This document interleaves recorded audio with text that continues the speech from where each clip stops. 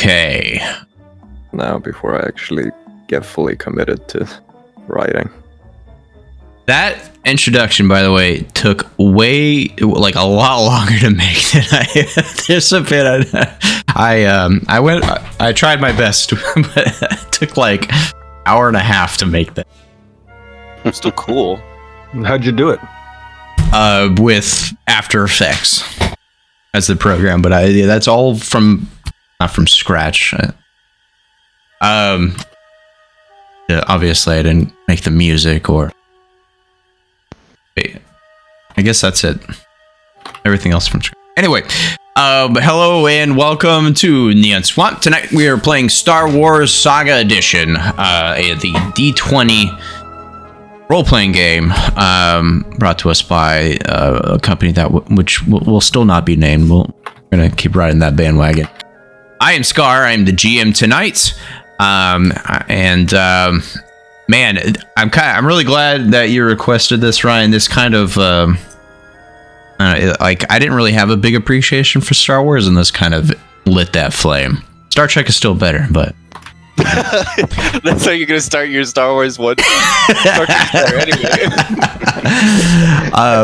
Without further ado, though, let's start the introduction of who we got tonight. Tell us who you are, who you playing, and you know what significance has Star Wars played in your life? We'll start from left to right with Pillow Fart. How's it going, everybody? My name's Pillow Farts, Joey, whichever you prefer, but I'm going to be playing Carlane Sunstealer. Basically, Aerith, almost a family member to a famous brand of weapons blaster family, the Sunstealer brand blasters. Famous family known throughout the galaxy for manufacturing weapons. She kind of grew tired of that shit. Not really for that kind of wealthy lifestyle. So she's been going around the galaxy just pursuing like death-defying stuff, and she's really known actually for just being daredevilish and pretty good with a blaster.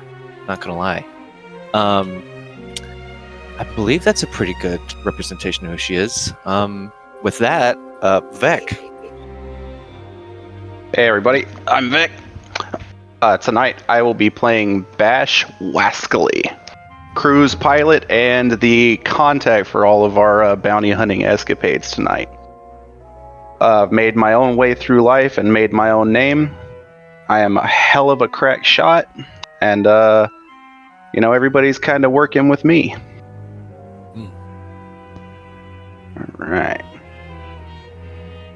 All right, Driftwood, you're up next, my friend. Driftwood, Lewis. I'm playing the peace-loving protocol droid 35SC. 35SC loves peace, loves making peace. People can be a little too noisy, and 35SC will silence them, and then it's peaceful. And 35SC really likes bringing people together. It's just sometimes one piece at a time. But they'll all get there in a pile of limbs sooner or later. 35SC greatly appreciates their time flying with Bash. That is completely serious and not sarcastic. Numain. Hi, I'm Numain, aka Nico. I'm going to be playing Vash Ahula, the Keldor dual lightsaber wielding, totally not a Jedi. I don't know why you're asking me about it. I'm tagging along with a bounty hunter crew for my own unspecified reasons. Not hiding, not at all. Don't worry about it. Those weird occurrences, like the rocks flying, not my, weird magnetics. Magnets, Brett. To be serious, ex-Jedi, been through, left the order due to some disagreements regarding perhaps some war crimes I might have committed, but don't worry about that. Fighting a war to prevent a war, don't worry about it. And have I ever told you the definition of insanity? And on to you, Samurai. What's up, guys? I'm Samurai, or just Ryan. I am playing the Mandalorian Kuna Tane. He's got a chip on his shoulder, short fuse, but a big heart. Who wrote this stuff? While I'm not a strict adherent to the way, you've never seen me without my helmet. And I've got a deal worked out with Bash, and he seems to kind of have me in his pocket. I owe him for something, but I don't want to talk about that. Part of the assignment here, gentlemen, was to talk about how Star Wars is a part of your life. And it is a part of all your fucking lives. Is it? Whether you like it or not. I was born in 76. The first movie came out in 77. That shit is like my religion, my subconscious. I love Star Wars. I got a Star Wars tattoo, but I also got a Star Trek tattoo, but I got a bunch of stupid tattoos. So, yeah, I love Star Wars, and let's get into this shit. Or do you guys want to go back and answer the question? Oh shit, yeah, that's my fault, isn't it? You started, Joey. Started the fall. The fall of mankind. Anybody else? Yeah, well, Chat's saying the answer. I'm born in 78, so I'm almost there. Yeah. We're going to Disney this week, and I'll be there at Galaxy's Edge and doing all that stuff. So Awesome. Very cool. Got some kids, trying to get them into it. I've got a mountain of the West End games, D6 Star Wars stuff. So yeah, always love a chance to play Star Wars. So I've been watching off and on the movies. I never really watched any of the series until The Mandalorian rolled around, and I kind of hopped on the bandwagon there and been consuming all of the more recent series. I'm really enjoying it, man. I'm a dad. The whole father-son dynamic in the show really gets me, so I'm going to continue on with that for the foreseeable future. Awesome. Yeah, for me, while I, of course, love the movies, my main love for Star Wars was always the video games, specifically Old Republic, which I got Sean to finally play Knights of the Old Republic. He's been missing out for years, but he's finally played it. Taking a deep dive of that shit. With my first ever PlayStation 3 game being Force Unleashed back when PlayStation 3 came out.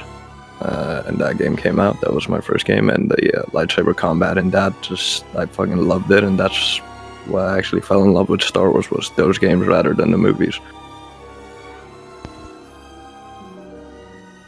Those are really good.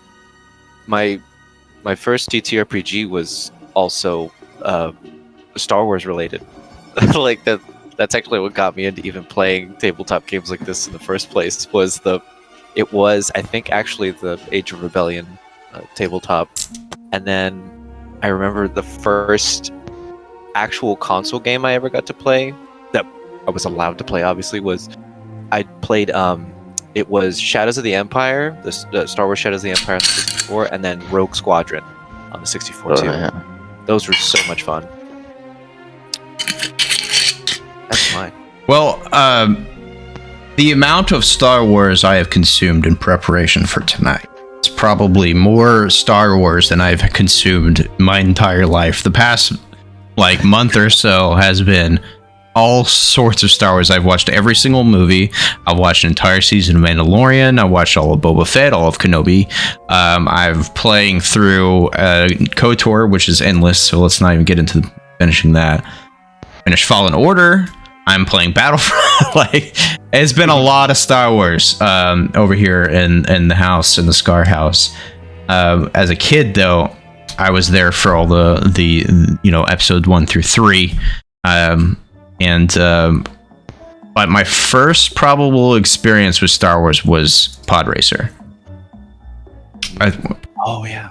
That was probably my first big Star Wars experience, and that I just was enthralled with. But I'm a big fan of episode 4, 5, and 6. Love them to death, and I'll probably always love them to death. Which is probably why I chose something that's taking place during the Galactic Civil War. Tonight is pretty much, to use the movies as a reference, between episodes 5 and 6. Death Star has been blown up, but not yet destroyed. And things are really in full swing right now. That's let me take a quick sip of my Romulan ale. I think that's her. Corellian ale. Not only is that illegal in the Star Trek universe, It's highly illegal. Highly illegal. also blasphemous in the Star Wars universe. It's highly illegal, and somehow every Starfleet captain seems to always have a bottle of it. All right, so For D, not for me. right, exactly. Yes. So tonight we are playing the one-shot Wanted Alive. After the destruction of the Empire's ultimate weapon, as I said, the Death Star, the Galactic Civil War is raging, and with both the Empire and the Rebellion Alliance in full-out war, many of the criminals of the galaxy have begun to take advantage of all the chaos that's occurring to further their own agendas. Draba the Hutt is a crime lord, as most Hutts are, is known for offering jobs that tend to aid the rebellion. She believes they're more desperate and will typically pay more, and more than often she's correct. Recently, she's put out a bounty on a thief that has been named Pol Virten. He's offering the large bounty of 100,000 credits to have them returned alive. This thief supposedly stole some artifacts from Draba that were extremely valuable, and she's taken it pretty personal, and that's pretty evident by the amount of the bounty, I suppose. Of course, our heroes, our anti-heroes, take the bounty on for reasons of their own. All of you know each other. You've all been going about bounties for some time together.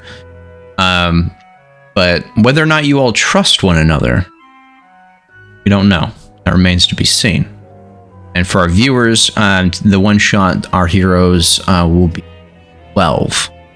It's going to be big slaps tonight. 35SC would like to answer the question of trusting others. 35SC does not trust the others. I'm sure 35SC reminds everyone frequently of every opportunity. If you don't call Untrusting us voice, meatbags, I if trust you don't you. call us meatbags, I'm going to be disappointed.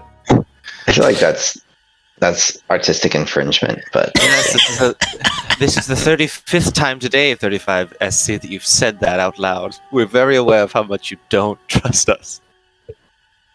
untrusting voice, I trust you. Sure, very sure. Reassuring. We start the scene tonight as the crew is sitting at the table, currently having their meal. Maybe see the rest of the crew. Not me. Right, not the Mandalorian. I don't know. You maybe have a long straw. Goes up in The belly straw that goes all the way around the helmet. You're sitting around a round illuminated table. You know, where you all typically meet. Some of you eat, and some of you don't. And you're currently on Bash's ship, the Cazador. Yeah. Cazador. What is this, Fallout New Vegas? You're right. You're currently orbiting. Here.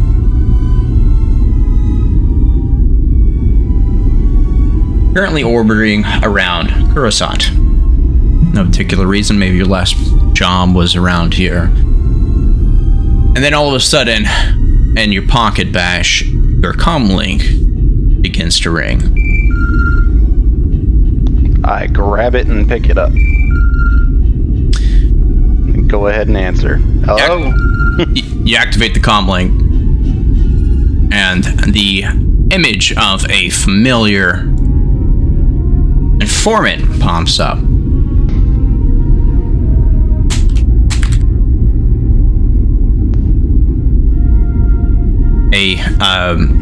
a Gar Walden. It's typically tipped you off. Kind of your. I'm not a gambling person. I don't know if bookie is the right term, but he'll send bounties your way. Maybe your agent's the more appropriate term. But you give him a small cut, a small percentage for sending bounties your way that normally would hit the board, if you will, for other bounties a little later, so you get them quicker. He informs you that bounty that Draba has sent down and gives you the details I gave you previously. Lets you know it's 400,000 credits. Now, Bash, you being a sharpshooter, you don't typically take alive-only bounties. Not that it's totally unheard of, it's just that how you personally have always operated before this crew was formed is, well, you kill things from a far distance. They struggle less when they're done. How do you respond to the bounty? 100,000 credits to bring in a thief alive. There's no face, no image, just the name. You'll have to reach out to your own contacts to get more information. I will roll my eyes and ask if there's nothing a little bit more suited to my tastes. But if not, I suppose we'll take it. Bass, you feel something pulling on you. You have a feeling about this one.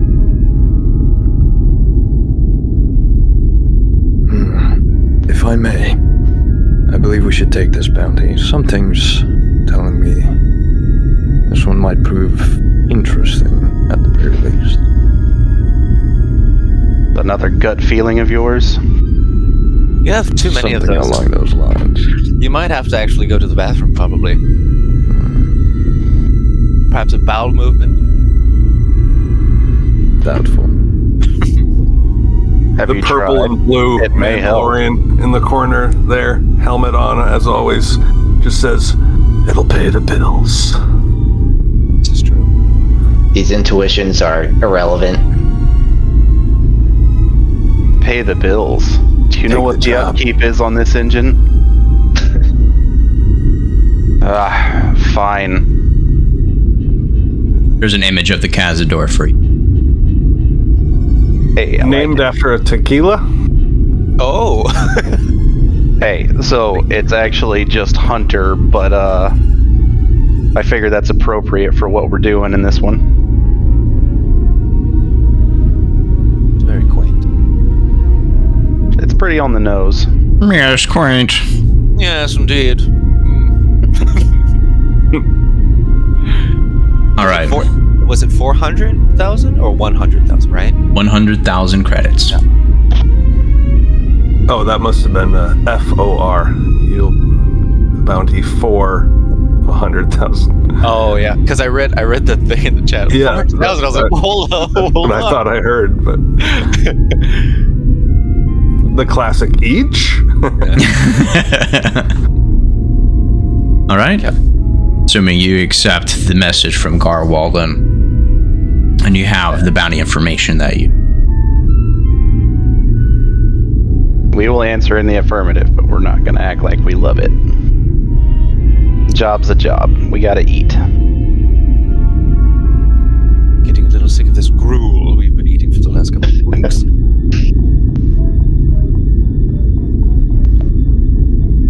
Get more details for you. So, that really is all there is. Now, I'll give you all a moment to kind of, as you're sitting around, maybe finishing your meals, what do you all think about pursuing a bounty to bring in somebody? Well, it's not what we've normally done in the past, right? I mean, normally they just say, kill this son of a bitch, and then we bring him in. But now they want us to bring him in alive. Seems a little fishy. I tend to prefer them struggling a little less, but jobs are getting hard to come by in this area.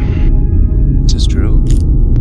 Perhaps there is a margin of error on alive within the last 24 or 96 hours. I'm not sure if that's the direction they wanted it to go in. But I'd like the idea of that. It would be easier, wouldn't it? Calculating. I believe it is the direction they want us to go in. Ah, yes. Okay. Your input is noted and disregarded. Still appreciate the input, 35SC.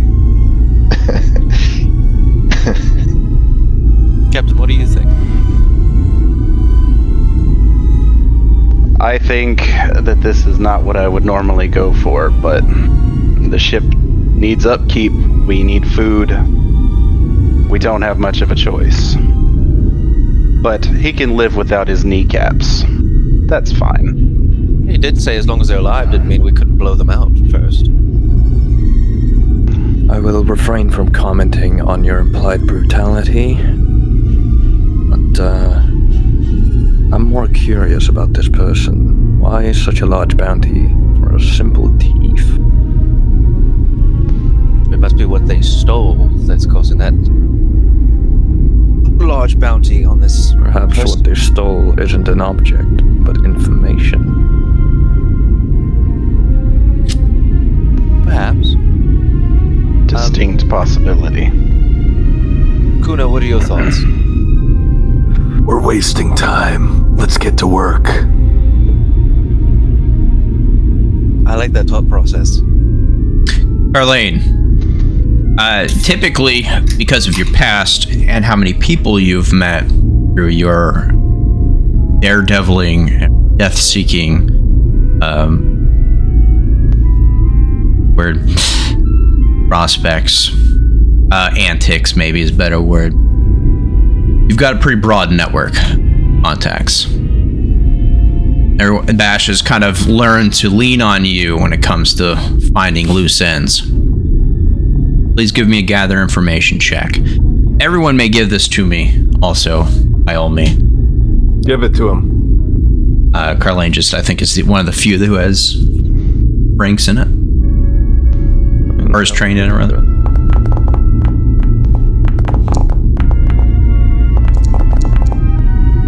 Oh! And that's 20. Oh, that was so close. Watching that roll, it looks so high. Tell me the information. Tell me the information now. Well, hold on. Hold your horses, 35. You need to relax a little bit. Slams the keyboard. Okay, all right. I just wanted to shoot something. We'll get to it. With a 33 gather info. All right.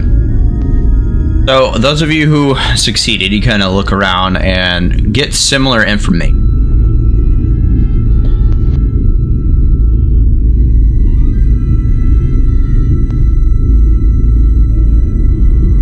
All right. Pol, last seen in Mimbin.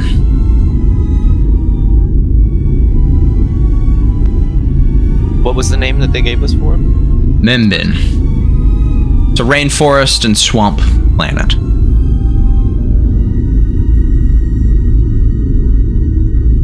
Sounding worse by the moment. Spotted by whom? I'm sorry?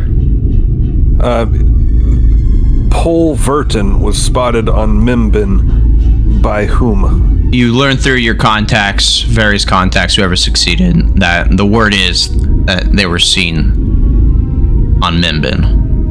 Possibly there's some murmur of them being in custody with the local authorities there.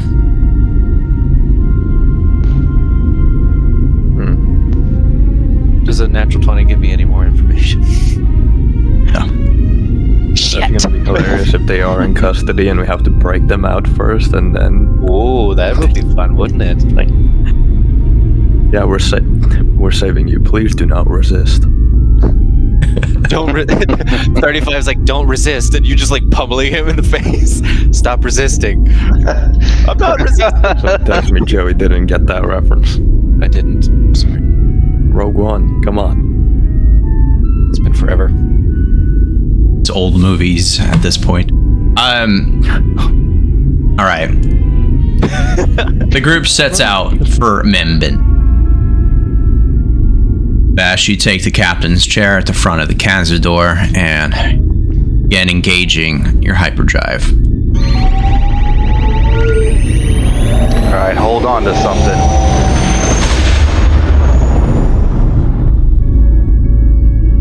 You arrive at Membin at the security station. 2 large double doors, automated, stand before you. You go into a front desk where there's a security officer standing behind. It looks like he's got a data pad in front of him. What do you all do?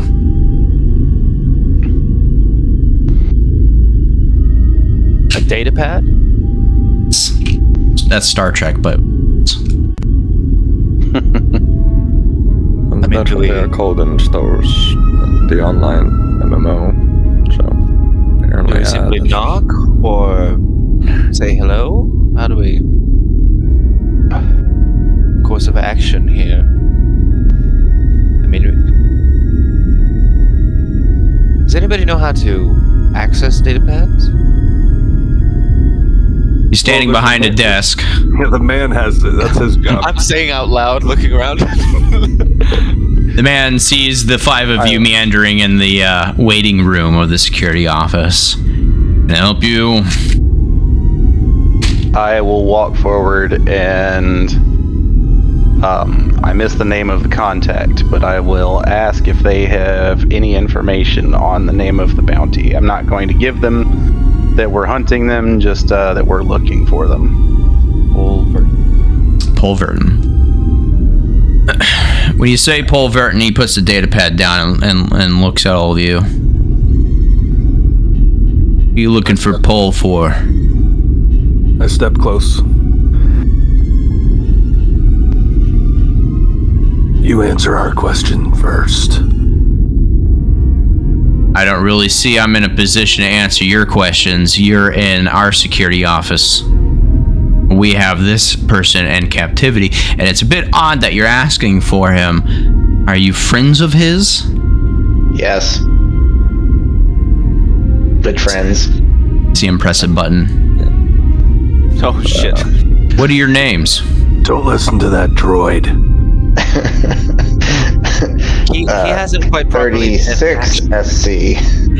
They haven't quite been currently fixated. They have a little bit of a problem going on currently inside their head.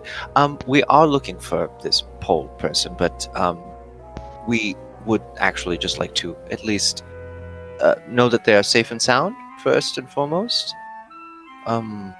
We would like to at least have a discussion with them if we may. Oh, I could definitely arrange that. I just need to put your names here to sign you in. Right. 2 more security officers walk up behind him. This is perfect. Well, you see, we were constructed by a certain friend of ours to ascertain their physical well-being, seeing as how they are quite important to a certain affiliation that we have. Quite powerful friends indeed. It would probably, just benefit you and us if we had a nice, calm, mutual understanding that if we don't get this check-in with him to make sure he's all right, possible bad things could happen. So not only to us, but possibly to your job position, as it were. So it would be nice if you would let us know. Are they doing all right? Are you roll or persuasion if that's what you're trying to? Sounds like a persuasion to me. Roll persuasion. Okay. Then Bash, is it time to attack?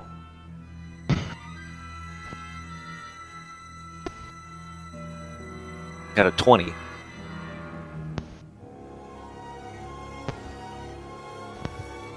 And now, as I understand, your position is probably very important to you, the same as ours. So if you wouldn't mind, just let us know, are they doing well? Are they safe? And as long as we know that they're safe, your job position is safe. Of course, they're safe. Oh, they're under arrest. Understood. For what reason exactly? Smuggling. Ah, smuggling, yes. Now, again, you're named, please. And I could take you back to see him. I look to the rest of the group. What do we do? I like mouth it. What do we do now? Like, say it out loud. Kind of like mouth it to the group. Is it time to attack Captain Bash? Negative. What the problem is here, friends? Simply give him our names and we can speak to our friend. All right. And there's I'm doing a side head nod, and just give them a fake name for fuck's sake. Right. I'll lead the charge on that one. Crash Basher. Roll deception, please. Was that a Crash Bandicoot? No. Felt very similar. Hey guys, this is gonna go great. It's gonna be perfect. It's gonna Oh, be fine. nice. Oh, wow. Okay. All right. Kunatane says to the guy, "The name's Revo Emag," and rolls pretty well. I am 36 SC Peacemaking Oh droid. my god. Roll deception.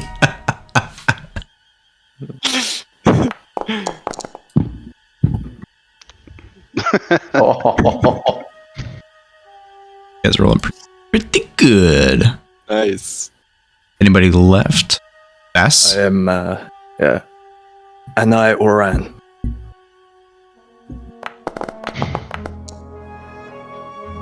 Nice. Could have been better. Could have been.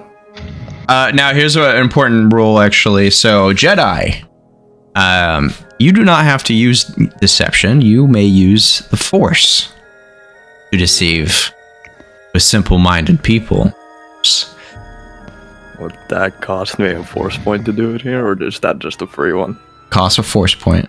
Yeah, no, not with some fucking gate guard. Okay. Okay. Oh, and it turns out that I'm pretty good at using computers if we end up getting that data pad thing. Who would have thought? Place the entire security Well- area on high alert because someone stole a highly sensitive data pad. Good idea. Let me. Beck, you didn't have Bash as your character. My bad. Alright, that should be everybody. He writes it all down, stands up, whispers something in one of the other security guards' ears that's standing behind him. Just go sit over there. Any chance I overheard what they said? Definitely roll. See if you hear it, yeah? 1 second. All right, perception roll. Yes.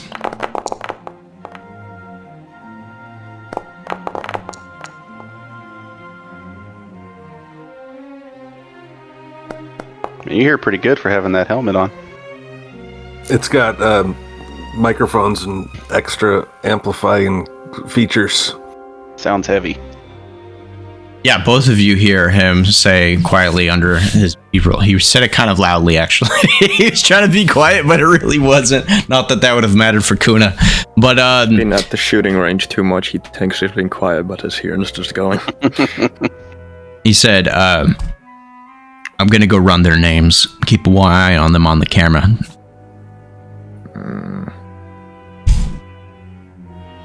And they all three of the security officers, rather, leave the front desk and go in the back.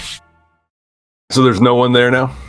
Nope, just the waiting area, a big old camera staring at you, and the exit.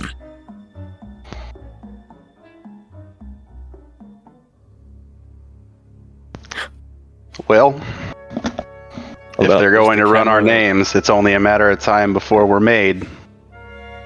So is the camera like one of those typical ones where it's on a swivel and it can move around, or is it just pointed in one specific direction? This is in a galaxy far, far away, a long time ago. Okay, so this is very advanced technology.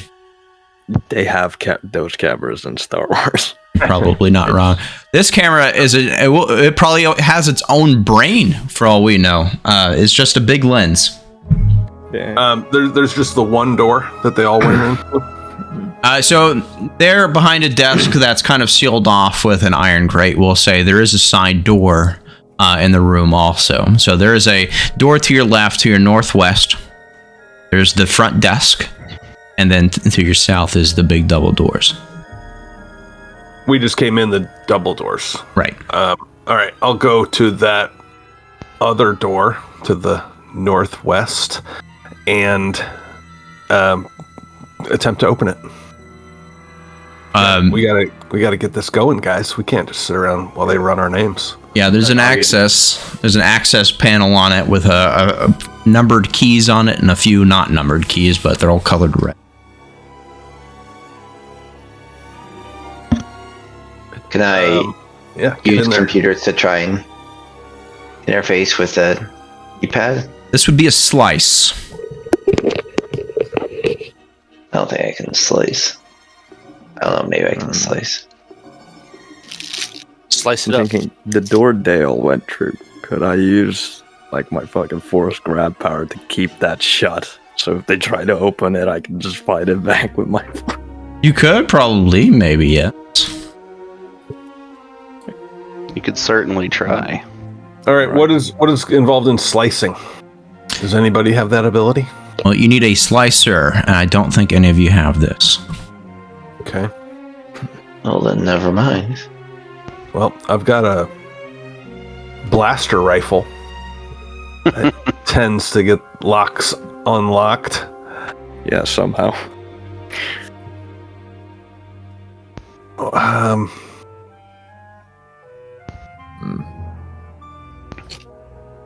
Yeah, well, it's like holstered underneath my cape.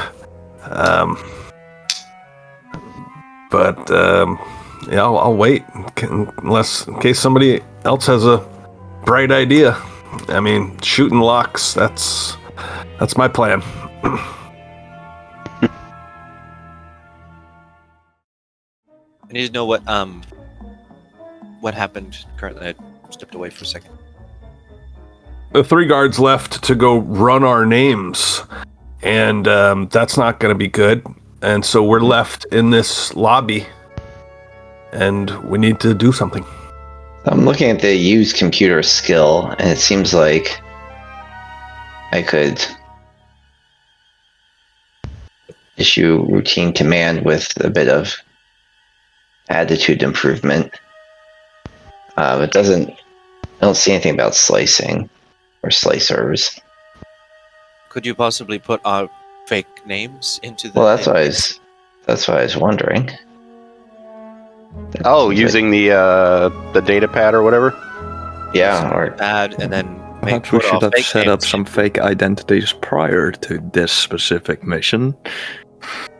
I mean, really, how could we have possibly? We flash back to okay. A flashback.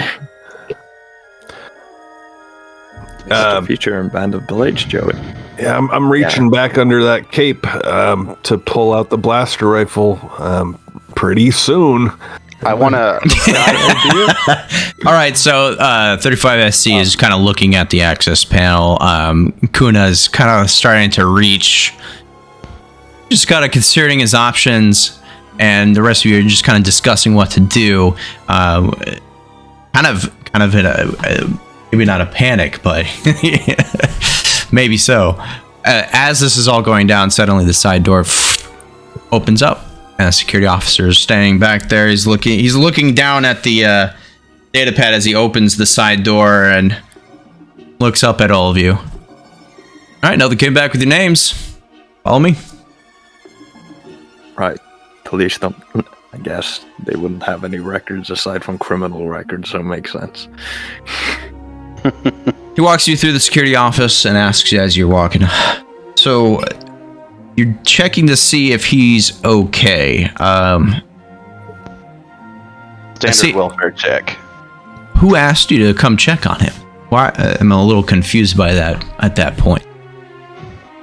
Oh, we're not really paid to know our employers. We get our jobs through third party. Usually they're just simple tasks like check up on this person, make sure that they haven't run off with a delivery or things like that, whatever. It pays is. well, honestly. You might as well have it. There could be room for you in this kind of job. I'm sure you'd probably hate working here. Who is Pol Virten? Do you know who that person is? We weren't really instructed necessarily on who they were, but we know that they're here. We need to make sure that they're in well-being, and that's our job.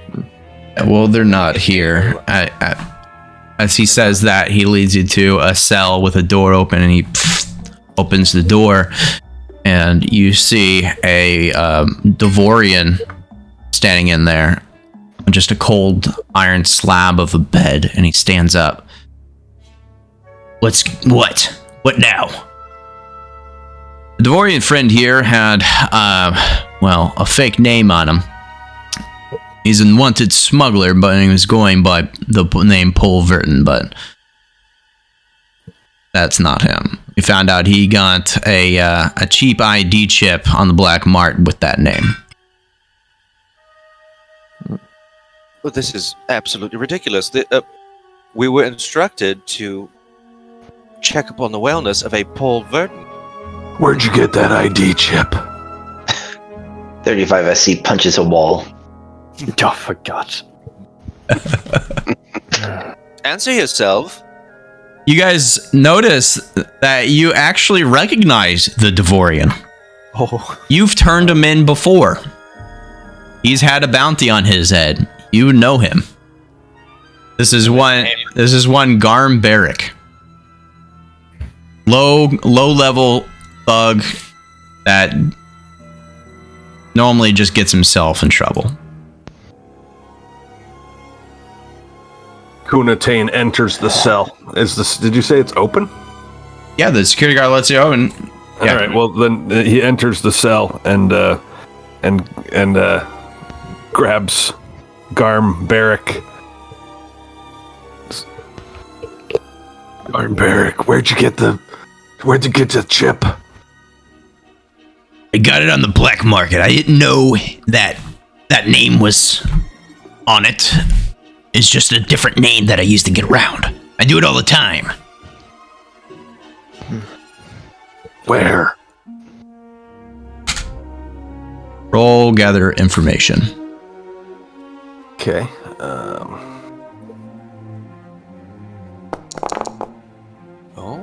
I wish there was more about Devorians. They're probably one of my favorite Star Wars races. They're those crazy devil-looking dudes. Yeah, like the old classic-looking devil-looking guys. And the horns, the weird, like... Yeah, panning around the bar, and he's just all with his crazy smile. All right, so I got a mechanical 20 there. A modified 20. So we'll say this is kind of an all-encompassing thing. So he gives you kind of information on the black market. You reach to a contact you know of that operates out of the black market, looking for Pol Virten, and you do in fact get a new location.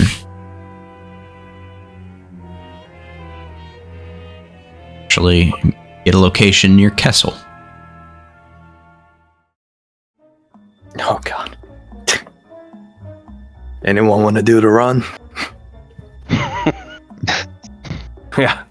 All right. So yeah, I drop the guy onto his bed or whatever in the cell, and I just storm out of there. I'll wink at him knowingly and say it's a crime to impersonate someone else.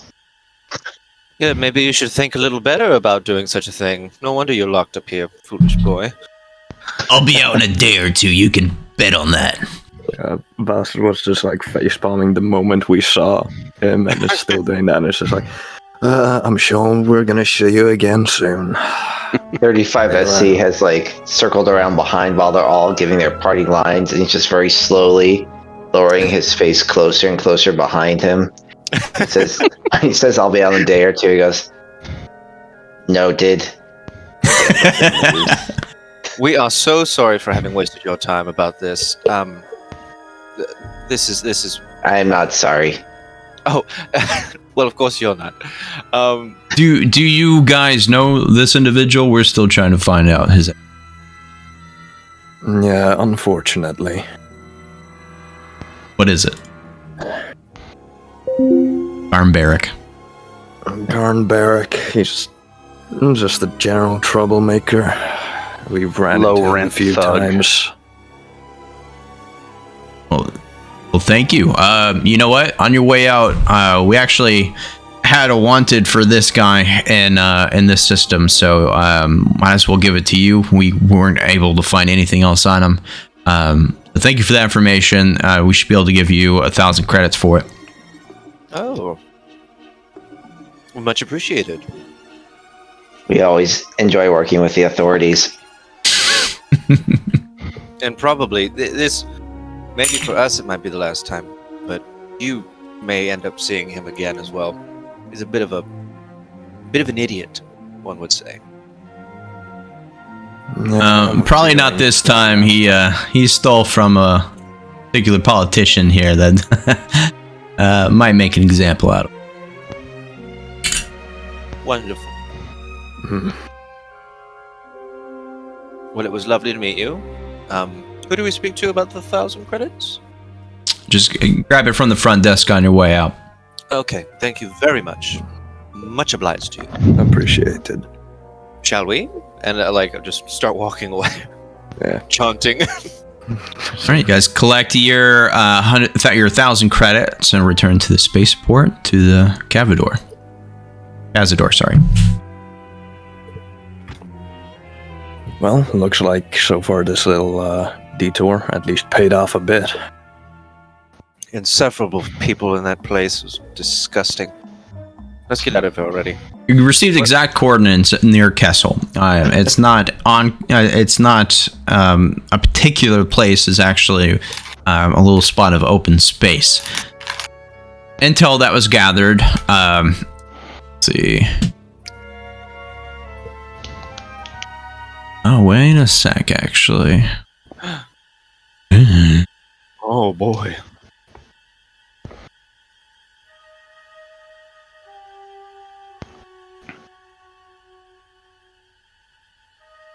Oh. So you punch the coordinates in and find it's just kind of open space, Kuna, and you reach back out with your gather information that you've already rolled and get a new bit of information that may be a bad lead. The new lead actually points y'all to now Hutt, home of the Hutts. Oh boy. Much, it seems like a more promising lead to you and probably the rest of you as well, since it's the actual planet of Narshada. Time to go I've to always an wanted to go to Economic. Narshada. Not. There never was a worse den of crime. Scum and Villainy. He was last seen at a club called the Kessel Club. The castle. That Kessel.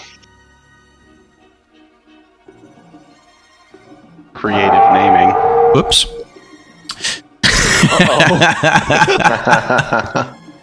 All right, you guys board your ship. Bash, engage the hyperdrive again, and you guys set off for Hutt. Quickly arrive in the system and land in Narshada. Narshada is kind of picture, I guess, what you might with I think Coruscant is the planet, the system that has the city planet. It's a bustling metropolis of a city where you're going. Layer after layer of building, neon lights, you name it, it can happen here. You arrive at a big sign that is in 3 different types of alien languages, one in basic as well, just saying Kessel Club. What do you all do? Found the place, didn't we? This place is bustling. Love it. So what's the plan of action then now? Guns a-blazing, or a little bit of bureaucracy involved? Well, while Narshada would not take notice if we did go in gun blazing, more than likely just ask us to pay cleanup fees for having to get the blood off walls and stuff. I would rather a more subtle approach, personally. I don't mind that idea. That also means for you, 35, try not to kill anyone when we're in there. And if you do, just try to make it a little quiet. I will promise to try. There's something. A promise. And as a tip to all of you, if you see a fight going on, try not to get involved. Usually it's gang warfare, and I'd rather not get dragged into that. Last time I was here, I ended up in a 6-month-long fight between gangs by accident. Oh, that sounds like fun. No, it was not. The higher profile we keep, the more likely our rat is to go underground. So we all stay quiet, low to the floor, and lock the target, find them. Then we just simply knock them out, or I guess we just keep communication, shouldn't we? We all go in as individuals, perhaps? Yes, you go in the front. I'll take the back. Right. And Kuna, He heads off to the back of the building. well, I was going to say, Oh, yeah. Well, he's heading off. What's up? Mandalorians tend to be fairly well respected by the criminal enterprises on this planet. You should probably do some of the talking. Yeah, Ryan. Unless you prefer to do the intimidating factor of appearing from the shadows behind whoever we're interrogating, that could work too, of course. I say let the Mandalorian do as he pleases. You take the back then. Vass. Very well. I'll head inside. 35 SC curses his shiny metal skin that makes it so hard to peer out of the shadows. There's this shiny I do metal prefer skin. to keep a low profile, so... Like a alternate universe bender. Oh yeah. Ben, honey, we love you. Shut up, baby. I know it. Keep your friends new and old. One is silver, the other gold. Bash, your point of entry. What are you coming inside with us? Absolutely. All right, let's head in, shall we? I'm gonna see if there's any chow in here that's a little bit better than ship gruel. Agreed. And maybe a little drinky poo as well. We go Just in? keep yourself sharp. Oh, absolutely. Bash, you should complain to the captain about the food.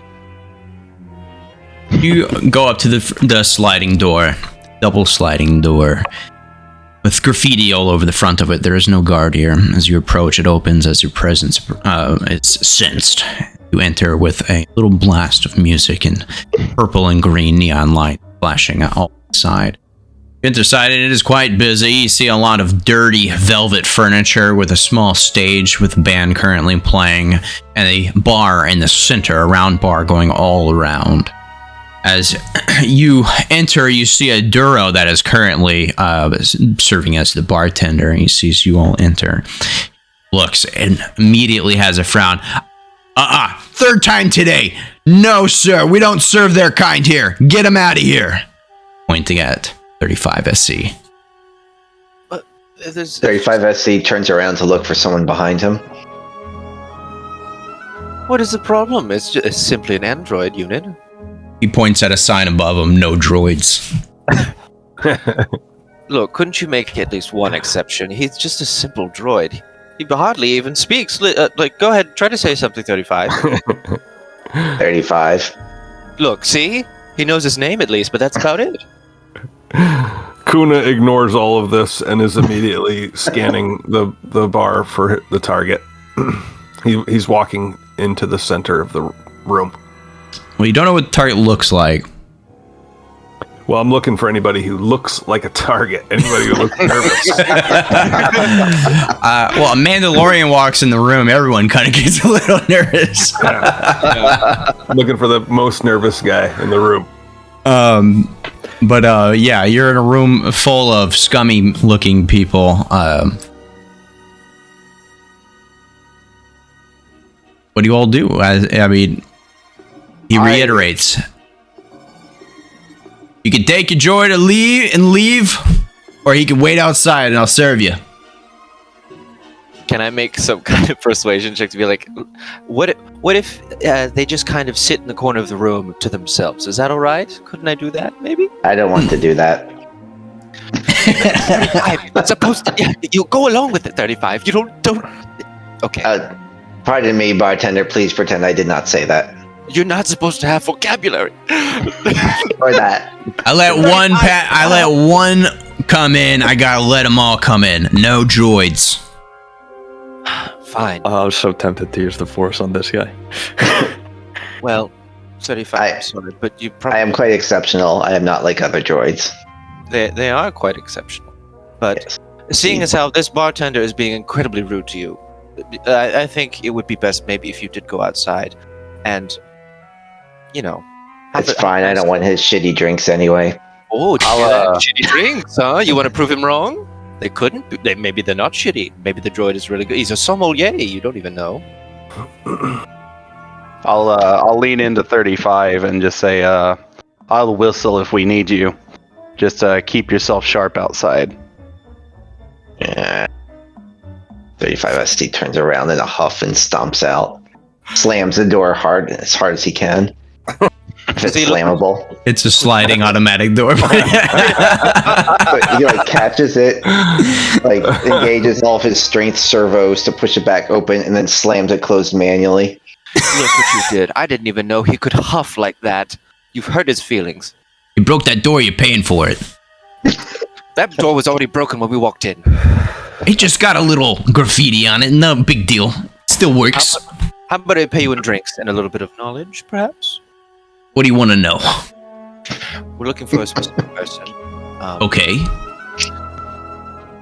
And I slide some credits over to buy a drink first and foremost.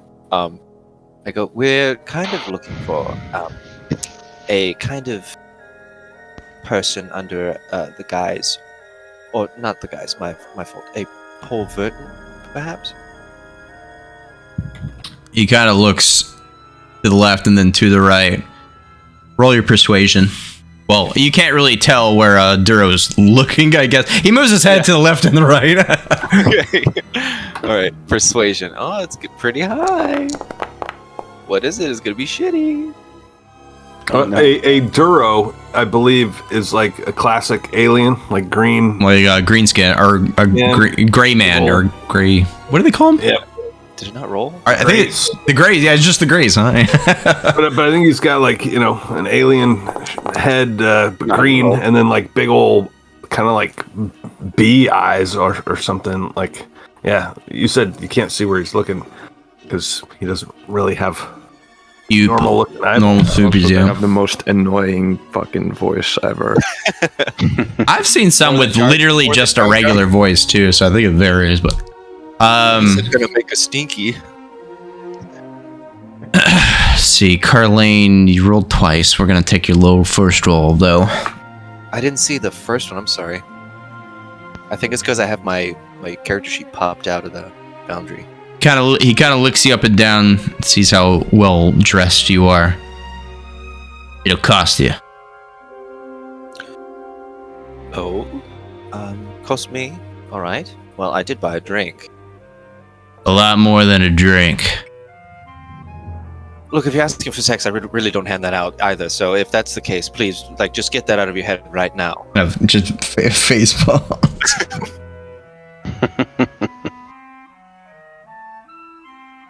What is it that you're asking for? More money? How much you got? Oh, I have plenty. Actually, don't know what but you don't have any technically. You guys are you are literally wealthy beyond anybody here. You have pretty much a trust fund that has no bottom. Well, I can at least tell you. He has the noble. He's a noble. He has a noble levels. Anyway, Well, in addition to that, we each got an extra 200 credits from that 1,000 credits. Oh yeah, the 1,000 right off the for start. sure. So you want to throw some credits around? There you go. Jajito, thank you for the follow. I being as expensive as Carlane is, she just hands him the 200 credits immediately and goes, "This is just a minuscule amount of pocket change that I can give you. My name itself is more expensive than your own life. I would ask, do you know who this person is and where I can find him?" Your name is really, who are you? Sunstealer. Carlane Sunstealer. You probably actually own a brand of firearm that my family has created in the past. Lovely to make your acquaintance. But as I was getting at... Okay. He's like, he kind of nods and a big smile comes across his face. 2,000 credits. Oh. As she looks around, she goes... You have it. I was worried. I was like, wait a minute. Immediately, like a chump change, she hands it off. Goes, okay, 2,000. He kind of looks at it. Pol should be leaving out the back here in about 7 minutes. All right. Do we have like comm connections with each other? You do. We do. I immediately relay that to everyone, to 35 who just walked out the door, to Vash, Kuna, like everyone. Like I let them know. He will probably be exiting. He'll be leaving in 7 minutes, so that means that he's here now? Yes. Say this in game. No. I will say that I didn't say it in my voice. I will say it in so he's currently present within this looks around. You're the bounty hunters, right? You knew you were coming. Better, you can get to the back from the alleyway outside. Can I like make some kind of I guess gather information or like to understand if this man is trying to like lie through his teeth at me? Like, is he deceiving me? You just gave him 2,200 credits. He could still be lying his ass off. Roll perception. Okay. And again, now you don't have to use a force point for this boss. You can use the force for that. It was almost a 20. It like tilted on it.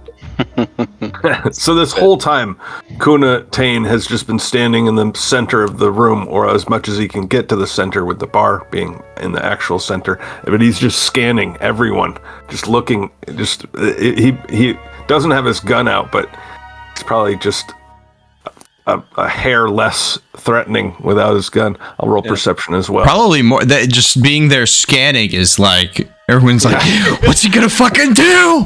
Why does he keep looking at everybody? I can't tell if he's looking at me or looking pretty at that sure guy. everyone in that bar has a bounty on them. Yeah, probably. So yeah, I'm just looking for anybody to make a move. Like getting up or something. Anything, yeah. Yeah, nothing of anything. Nothing of consequence in the room outside the usual for Kuna anyway. I mean, I'm not even there, so 35 SC is going to run as fast as it can down the alley and like to set up a good spot. But yes, so you said they'd be leaving in 7 minutes. Is there a reason for that being so precise? 7 minutes exactly? I mean, I'm estimating, but I heard just about 5 minutes ago that he was gonna start leaving. It takes me 7 minutes to get ready and go to work. So I don't know, I don't know, man. I'm not a droid. Take your index finger and point to me where he is currently. He's in the back. It's sealed off. I can't let you back there. You have to go around.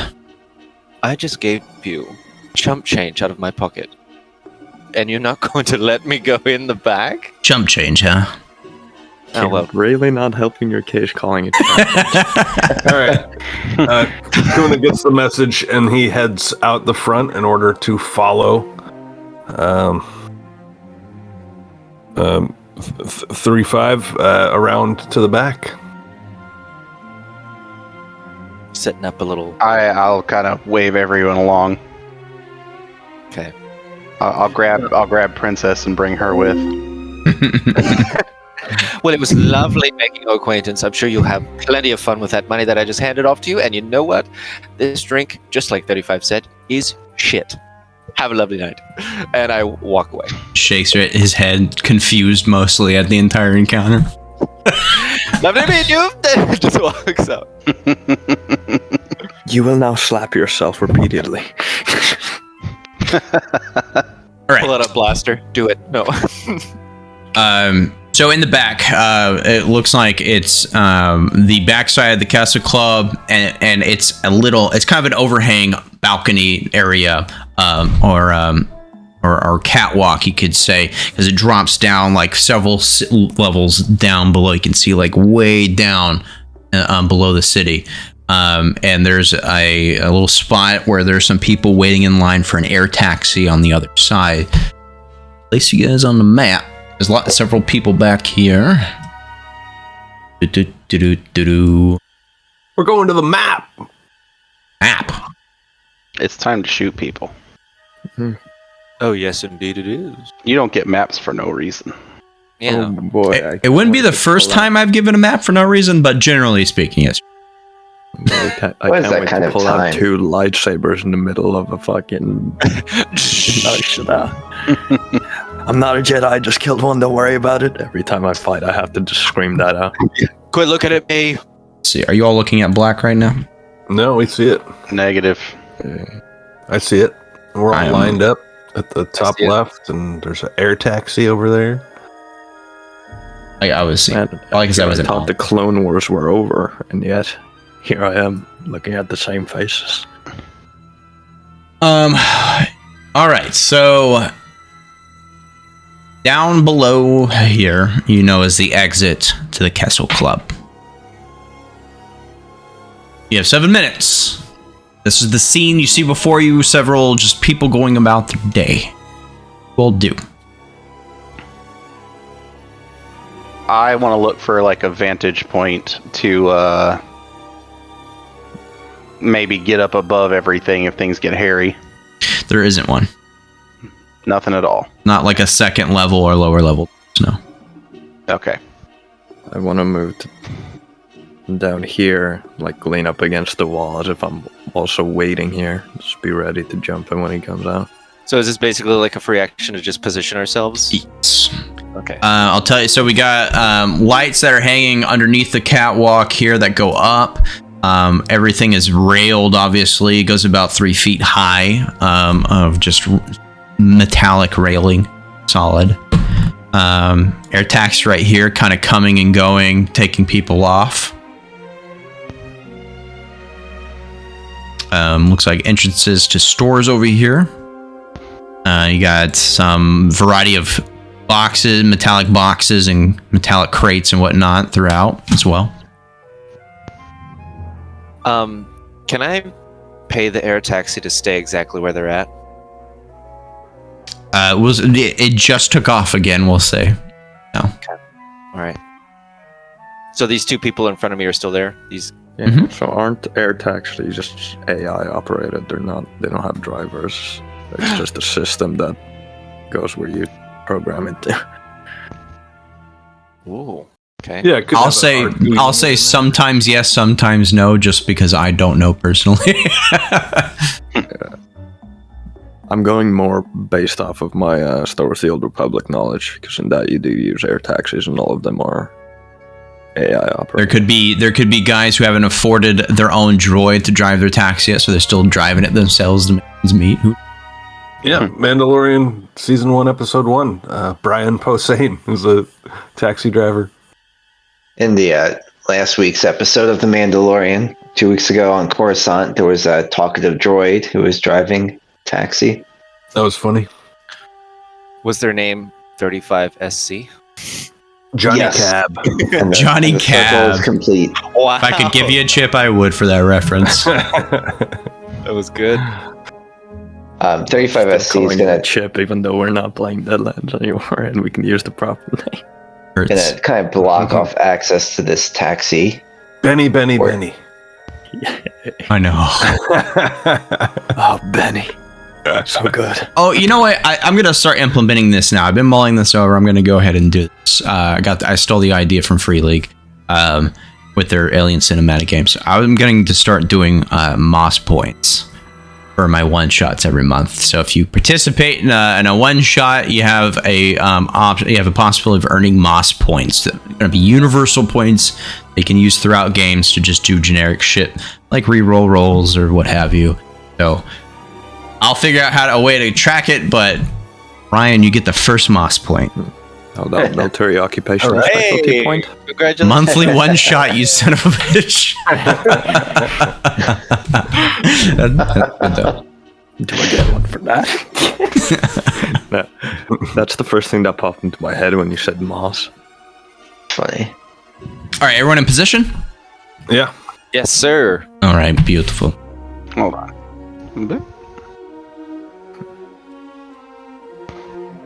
Yeah, I'm just sort of leaning up against the wall, acting as if I'm also waiting. All right. The doors slide open. You see what looks like two armed men. Well, it's hard to tell. They're humanoid because they're fully masked up, but they walk out. They walk out, and both of them are holding in their hands heavy blaster rifle. And I walk up, pass by here. Send here. Separately. Come on, Foundry, you can do it. You can do it. Fine, I'll move them independently. Say they get about this far. Door opens again. More come out. They move over here. Hustling and bustling. Kind of comes and stands near 35 SC, and the other one kind of comes and stands by our Mandalorian, not paying attention to them in any way. When it even looks out the other way off the railing. Door opens again. Two more come out. They split off. Whoops, got the wrong one targeted. They split off. I push one off the ledge. You push one off the ledge? No. Okay. You accidentally did that. Oh, I get it. Okay. He's a little lower. Sorry. No, shut down. And then it opens once more. Three people come out this time. A person who appears to be in regular clothing walking between the two. They casually, there we go, begin moving upward. Ooh, a little security tail. Yeah, when he moves by me, I want to do my best to bump into him without making it obvious that I did it on purpose. To try and get his attention so he stops moving for a second. You do so. You immediately get his attention as you bump him. The two guards that are with him, we'll put them in squares right away. Two guards immediately pull the rifles up and point at you, close to you. What's the big idea? Hey now, it was an accident. Move aside. No need to get Move aside. Oh, sorry, it looks like I stained your outfit there. Let me pay for cleaning for that. And then I look towards 35 SC and Kuna over there, and I give a nod. You're doing what? You're check for cleaning? No, I'm fucking acting like I said. Oh, sorry, it looks like I dirtied your outfit there, and I'm scrambling for my chips and trying to fucking keep him them from moving on, keep their attention on me while the rest of the group can. Like I'm acting like a babbling idiot, basically. Okay, yeah, they take it that you're a babbling idiot, and one hits you as hard as he can with the butt of his gun. Let's see. I mean, I achieved what I wanted. Stop them from just being able to move on unopposed. So, this is the first roll. Your reflexes this is a physical attack, so your reflex is what I'm essentially aiming for. And I rolled an 11, which I don't think will meet or beat your reflex. Am I 20? No. I rolled very poorly. But yeah, we'll say he goes headbutt you and dodge out of the way. Oh, there, buddy. Once again, I look towards Kuna and I'm like, come on. This is So as soon as that guy goes for our friend Vass, Kuna just punches the bodyguard next to him. Just uppercut. Oh, hell yeah. Right, let's get into it. So we're going to start a surprise round here. Let's get our initiative going for the surprise round, folks, which is pretty much just going to be you guys. Initiative. Roll initiative. In the skills here. This is going to be fun. Oh yeah, but by the way, I technically get free active combat. extra free move. One of my feats allows me to in surprise get cool. free move. All right. Guys, y'all, I can tell you were looking at your character sheet before game. Cool. Ooh. Yeah, I've got ambush specialist, but I'm not sure that it's relevant. Oh, it's a. Let's see. And let me find which one it is required. I can designate a target as my prime target, and I get a +2 morale bonus to attack rolls against my prime target. I don't like my initiative. I get to re-roll it. But I have to stick with it, so if I roll a 1, I roll a 1. I got a little better. Yeah. Is there any way to pop these in chat from this character sheet? Pop what? And like our feats and stuff. Just tell me which one you're talking about. Bad feeling is the one that you can always take a move action during surprise round, even if you are surprised. If you're not surprised, you can take this move action in addition to any other actions you aren't normally allowed. Like that. Oh, why is that on? That's gonna piss me off if I don't turn it off right now. My system settings. Yeah. Oh, gotta. And to answer your question though, you should be able to click and drag it into there. Oh no. Okay. Yeah, I'm not used to that because usually we just have like a button we can press in most of the character sheets. Does a natural 1 do anything for my roll for initiative? It puts you at the bottom. Yeah. Okay, well that's all. I'm too much into the mindset of Dungeons and Dragons 5e. No, don't say that. No, it's just You could also think of it as you're at the top of the turn order of round 2. You know, that's a glass half full, and I like that idea. That's positive thinking, and I love that. And the way I like to think of it, if I'm at the bottom of the turn orders, it allows me to see my opponent's cards before I get to go. All right. That's it. What they do. All right, so I am going to punch and bantha rush here. All right, let me start combat. Bam, let's do it. So I'm going to be watching without even really looking. I'm going to sort of sucker punch behind me. This, I believe, is built in just like some of our other games. If you make sure you're targeting whoever you're attacking, and it should be beautiful after that. Should be. And I guess I should designate someone as my target, but I think I'm going to designate the bodyguard up above. So no modifier, no special modifier here.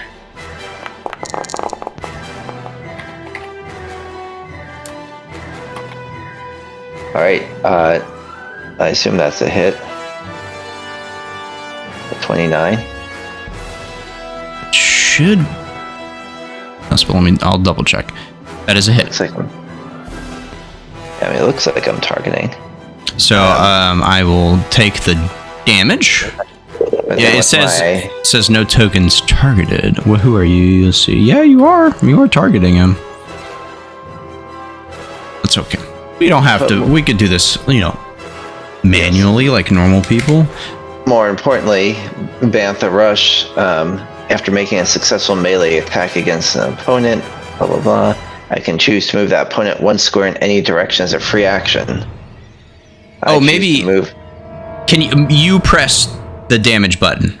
Maybe it's not because I'm not targeting, is why it's not working. You know what I'm talking about? The damage button. Yeah. Could also be because game's paused, maybe. Oh yeah. So. Oh, and some of your healths might not be at full. They should be current. Should match your total. If it doesn't, you fix that. I mean, it shows damage 9 bludgeoning on bodyguard. When I click attack, just nothing happens. Look, attack. No, you should be hitting damage. Let me try it. But when I click damage, it pops up a window and the check mark says attack. Let's As resolve attacks. Boom. Like, it seems to understand what happened. It's just not. Worked for me. It worked for me. That's okay. All right. Alright. 9 points of damage. Well, that's not where I want to move him. You have maces, by the way, just FYI. Oh. Well, I want to move him off the ledge You want to move him? with my Bantha charge. Ah. My Bantha rush. So I can move that opponent 1 square in any direction as a free action.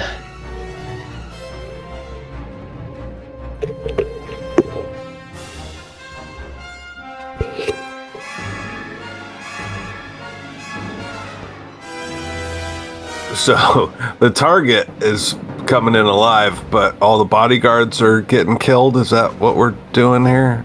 Was not specified. We only have a contract. I would normally let this go, but it specifies you can't Bantha rush them into a solid object, which the railing would be. Only 3 feet tall. Yeah. Like twice that tall. You know what? I'll give him a roll. What's the railing made out of? Metal. Plastic. Cheap plastic. Baby tears. Tape and some popsicle sticks.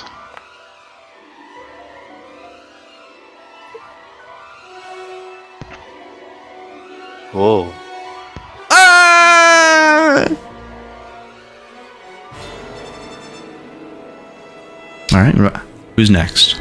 Oh, yeah. Whenever you're done, you can. I don't know if you can move after Bantha Rush off the top of my head, but just remember to end your turn whenever you are ready to. Benito. Alright. Oops. I don't want to target myself. I'm stupid. I'll come up. Out of my way. Excuse me. Excuse you.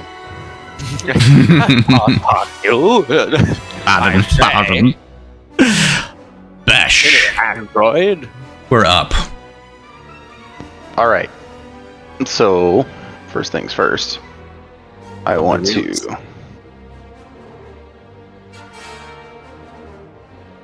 So I should be able to move here without any issue, right? Yeah, the civilians are just scenery, pretty much. Well, they're about to change their minds on that. I would like to take a shot at this fella right here. Okay. You've got a few weapons. What are you taking a shot with? Not the sniper rifle. I didn't have that one out, so I'm going to use the regular rifle. I have a regular rifle. I have a blaster carbine. Oh, the carbine, yeah, by all means. And that is point blank range, so.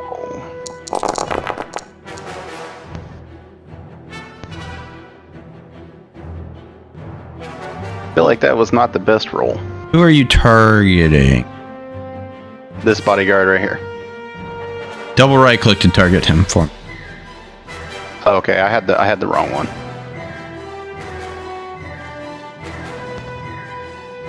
Beautiful. And you said that's point blank for you? My goodness. Mm-hmm. All right. Yeah, per this, if it's not 30 squares away, I'm basically point blank. A 14 does not hit. That's unfortunate. Shoots slightly wide. All right. Use any swift actions? Okay. Let me double check that.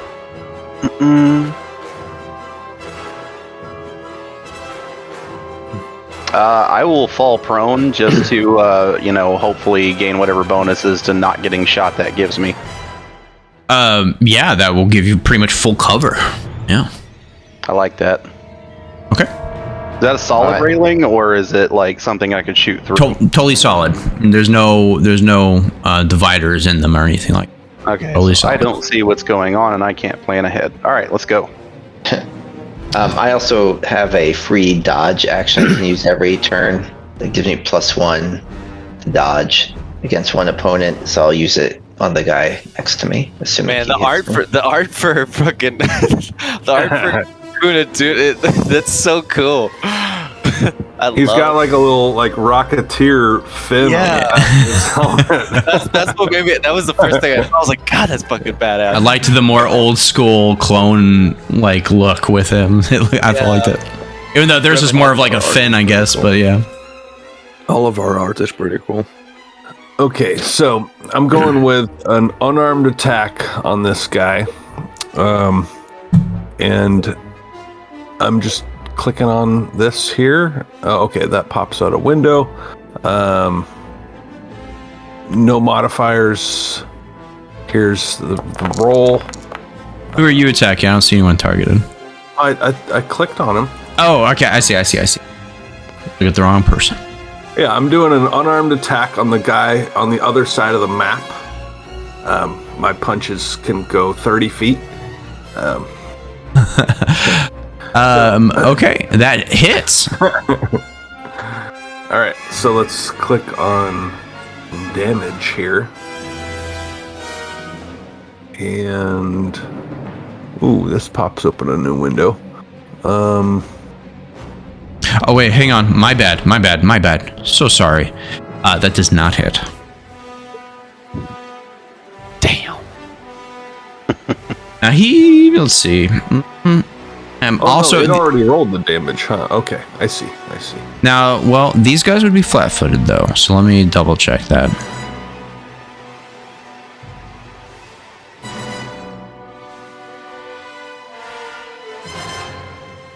No. Flat-footed. AC is AC. DC is 19. So that still misses. All right, and then for my move action, I'll pull out my blaster rifle. That'll be my turn. Our Lane Sunstealer. What do you do? First thing I'd like to do as my standard action, I'm gonna yell out to the group and say, "Let's not waste our time here, fellas. We know what we're here for. Get the job done, and let's get that fucking money." And I use Inspire Confidence as a standard action. Everybody gains a +1 morale bonus on attack rolls and a +1 morale bonus on skill checks for the rest of the encounter. Love it. Hell yeah. When you're attacking, you should have a prompt to add the +1s. Just keep it in your back pocket. Yeah. So that's my standard action for movement. I'm going to make sure that I stay behind these two civilians that are in front of me currently. And I'm going to, as Because the a... criminals care about casualty. Yeah. As a swift action... Let me make sure I'm reading this correctly. Swift action, I have quick draw. Where is that?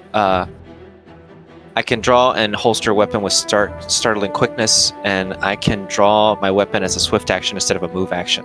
So I pull out both of my blasters if I can. I don't know if I'm able to attack though. It just says I can draw or holster a weapon with a swift action instead. Yeah, no, attacking is a standard. So, and I'll give it to you to take both of them out. I feel like that would be the same false swoop. Yeah, so I do fucking a flourish of pull them both out, and I aim them at the one in front, but don't get to attack just yet. Erlene is a trick shooter after all. Yeah. So I'm gonna end my turn with that. Yeah, I'm thinking here to take out one of them really quickly. What I want to do is I'm going to use Force Trust to... Yeah, I can't drag that one out. But yeah, I can push a character or object within 12 squares. I do a Force check, and he has to do a Strength check. I'm sorry, Force Thrust or Force Trust, like a trust fall? Both. That's... God damn it. Did it to yourself.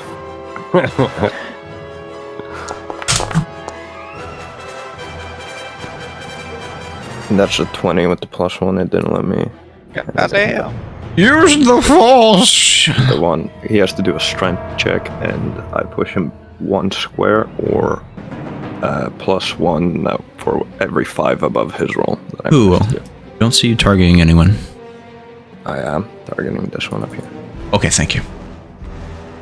All right, big boy. Strength check coming up. Oof. What was my DC? He got a 16. I do beat him. I just have to beat him, and for every 5 above his one, I push him back an extra square, so he has to move 1 square in this direction because it's away from me. So he'd fly off.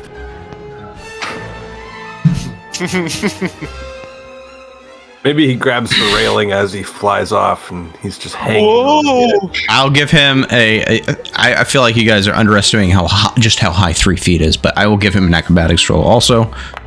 I'm chill with that. Which he fails. Whoa! Whoa! And can they attack us this round? Because This is still this is still a surprise round. so I can move without getting attacked. That's right. You can't provoke a nail if you're surprised. That's right. That's just right. I'll move up here, and that'll be it for me. My bad on I forgot that it was a surprise round, so I probably did not have that move action to pull out my blaster rifle. You still get a move action if you aren't surprised. You only lose your... When will they go in initiative now? Yes, they. Jace. Plenty of Took 2 time. of them out so quickly. It's fucking great. Perfection. All right. Watch out below. And I did go ahead and equip my mace. Like the... Ooh. You have a mace? That's cool as hell. I'm holding it with 2 hands, which is Mace in 100% Star of my Wars. hands. Hey, same. Awesome. Right. Round 2. Let's go back. Shitovel. Make a quick roll. Oh. You guys see man that they're escorting suddenly dodge behind a civilian Ooh, their armor looks pretty cool too. and kind of gets in a tussle with the civilian.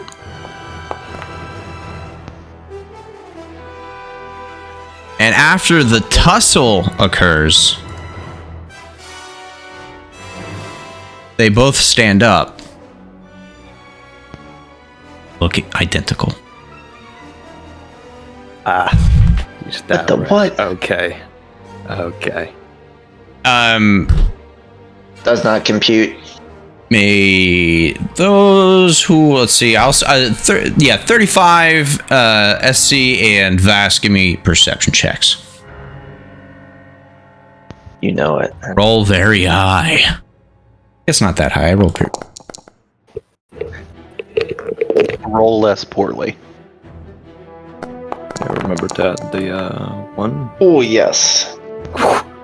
I see everything. Jesus fucking Christ. Yeah, the you know that the southern one is the same as before, that has apparently changed forms. I don't know. There are name, but I- changelings. Yes. 35 SC, you are not sure who's who. Subdue them both. Ew. Oh, I can subdue everyone in a 2-foot radius around in a 2-square radius around myself right now if I want. Don't worry about that.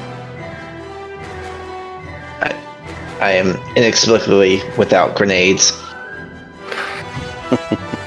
Carlane, and probably Vast too. You see this northern bodyguard shout, "This way, Pol!" And he puts his arm around the civilian here as he pulls his blaster out, and he will take a shot at you, Carlane.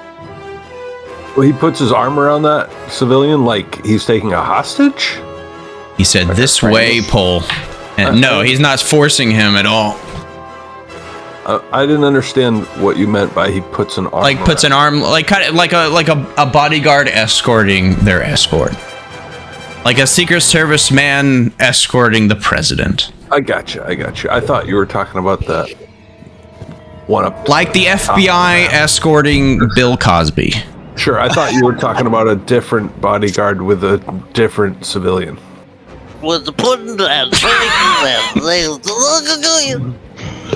Okay. Too soon. You're not soon enough. Oh my god. Let's see. That is point blank for me. A doubt of 15 hits your reflex.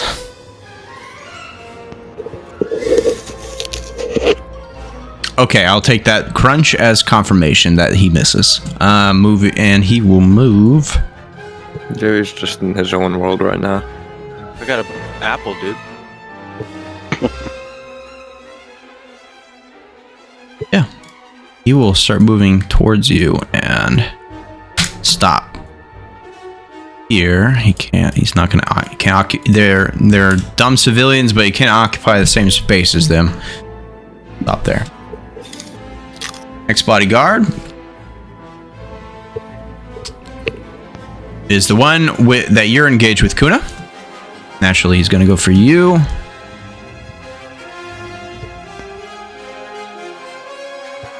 Keep wanting to say Kuna Matata. Can't help it. So, did you name all these characters, or what? How did that happen? Yes. Random name generator? You? It's a little this, a little that. The names, I like them. 23 to your reflex. Does that hit? Let's take a peek here.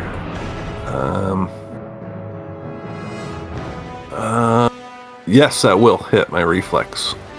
And let me see if this works. I'll just apply the damage, which should be 13. Did it minus your health automatically? You should see total and then current, and current should be lower now. All right, minus 13. Let's just fix that math, and yes. Beautiful. So what's the damage threshold then? Damage threshold is if somebody basically does a shit ton of damage to you, no matter how much health you have, you go down. Oh, you were right with that calculation, Scar. I do have damage reduction, so... It's all automated, so I if it was wrong, that's concerning. No. You gave me 13 points of damage. It only gave me 12, and then I fixed it to 13, but then I realized, I got the DR, so fixed it back to 12 damage. And that brings us to 35 SC. What you doing? What do? 1, 2. It's just Buckle my shoe. Get ready, buckaroo. Reddy's coming for you. I need no footwear. Yeah, they're my boy. Just gonna two-handed mace the dude in front of him.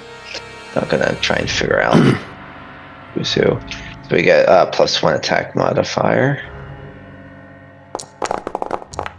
Your maces, by the way, I may have neglected to put this in the description, but your maces are essentially built in also. You can draw your maces essentially as a free action. Like his hands just kind of like fold backwards and they shoot out of his forearm. Right. Right. But obviously, if you do it with both of your hands, your gun just falls to the ground. And anyway, you get it. I like to think he closes his hand, his fingers lock into place, and then spikes come out of his hand. Just his hands with spikes. It's not actual mace. A 23 hits. Let's try that damage this time and see if it works. His fingers are the spikes. It won't let me. No, because it has to be a mace, so it has to be a closed fist. Wonder why it's not working. Yeah. All right, I removed the 16 points of damage. You bash the crap out of him. You bash him to the side of the wall. You hear him gasp out. You see that his armor, and it's apparent that he's wearing battle armor, gets dented in from the blow. Oh, shit. But yeah, he's still up. kicking. Yeah. That's gotta something. be painful. Wear dented armor. Oh yeah, that's why I used maces on plate back in the day. Not fun. Somewhere in here I've got something that lets me reduce damage or reduce. You did add the +1 to the attack roll too, right? Is that Yes, I did. Alright. Oh, that's miscellaneous, yeah. Okay, cool. Good to know.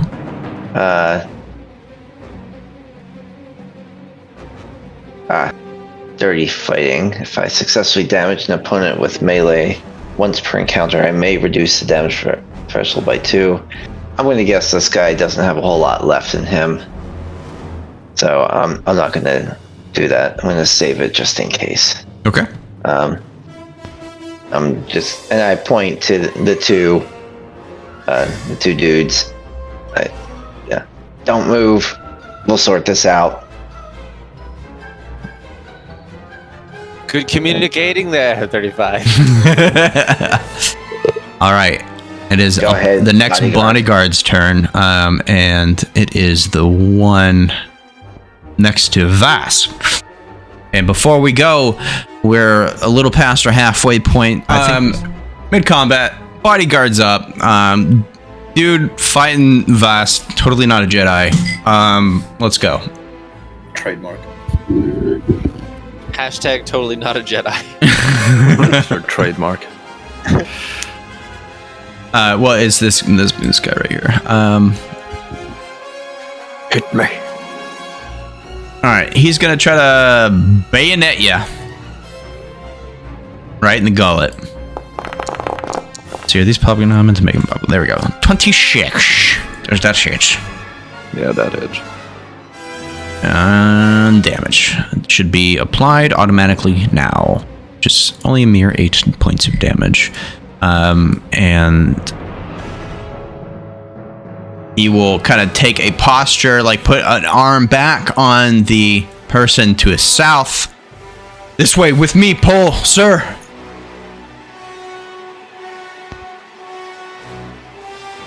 Moving on to Bash.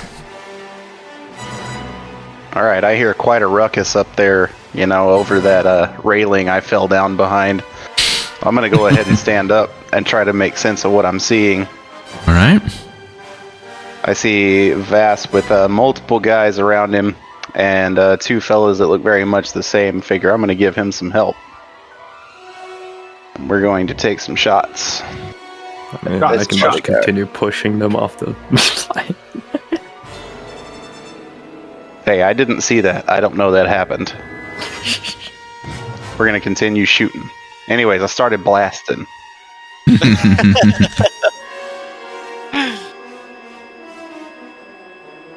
What you do?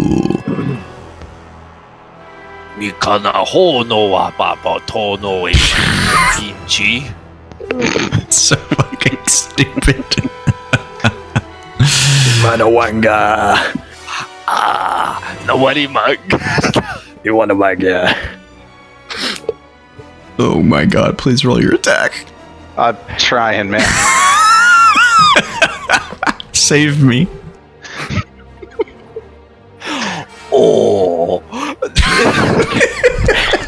I can't even keep. So many dice. Oh god. Do you have someone targeted? I do. Right here. Okay, gotcha. Okay. 22 to hit. 22 to hit does barely hit. Whoa. Alright, that is 12 damage. What do you want? Does it work? Does it work for you when you hit damage? Anything? It's already rolled, isn't it? Yeah, it's already rolled right here. Right. When you press the button that says damage in chat, does it work for you? It's already been rolled above that. Yeah, but I know, Ryan. Oh, Here, well, let me retarget and we'll try. Did it work? No. You don't have to re-roll. I can press it for you. I'm checking because Driftwood was having an issue with it. Well, it wouldn't let me attempt it until I had the token targeted, so... Oh, you're getting the pop-up. Okay, gotcha. I will apply the damage for you. I'll just do that for if both of it's happening to both of you, then I'll just do it for everybody. You move these swift. Alright.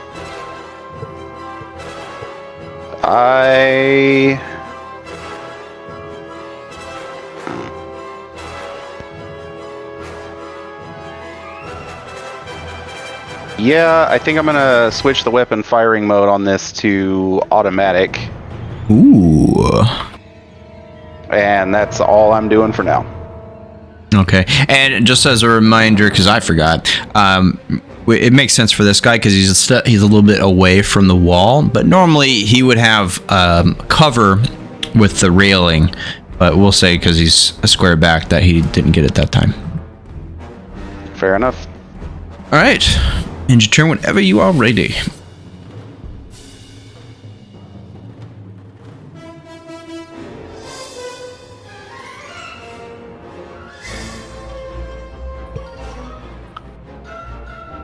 I gotcha. Unattain. All right. Well, I whiffed that first attempt, so let's try again. I'm gonna follow through with an elbow to this guy's head. Let's see what I can do. Here's an attack roll. Oh, I should have added the one. My bad. Nice. So 30 to hit. That I'm pretty sure hits. I'm just making a. All right. Is it +1 for one round or the rest of the combat? The whole combat, he said. This whole encounter. Cool. So yeah, I didn't understand. Scar, you were saying click on damage, and I see the damage is already 13. So Look below it. I do see that there's buttons. So I don't understand why you're clicking on something more when it already says 13. To apply it.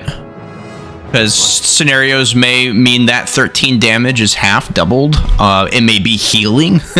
You know what I mean? You have to. He wants you to specify. All right. So I did, and I think that's it. And then, yeah, as a move action, I will pull out my blaster rifle. Let me apply damage. Yeah, you crack his helmet that he's wearing pretty good. You even see maybe a chunk of it flew off from that. You see his face beneath. Bodyguard's up. All right, this is the one north of you, Vass. He is going to, again, Mr. President, the person to his north, is going to withdraw from you.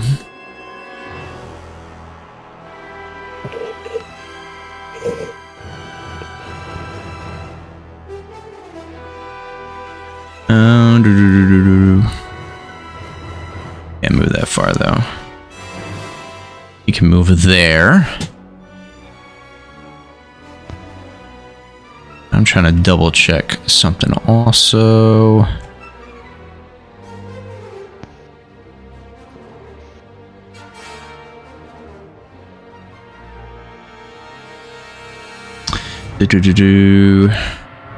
Will, just to ask this, I know you're doing something, sorry. Will my feats, if I have them already in my character sheet, will they already be, like, set whenever I roll for attacks or anything? Or Yeah, if they're like modifiers, or if they modify something, it should be automatic.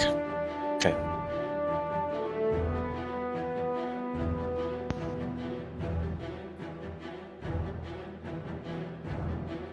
I'm not seeing. What I'm double checking is if you can still attack with a withdraw. Withdraw is a move.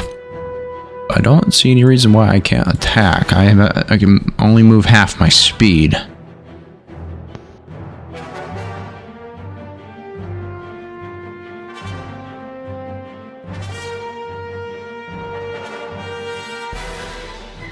Okay. Seems reasonable. So you, Missy, Sunstealer have cover, but as he's going this way, he's going to shoot at you. Okay. To try to clear a path. Can I use my reaction to dodge this said? You tell me. You are adept at dodging blows. Oh, during my turn. Never mind. It's not my turn. Can't use this.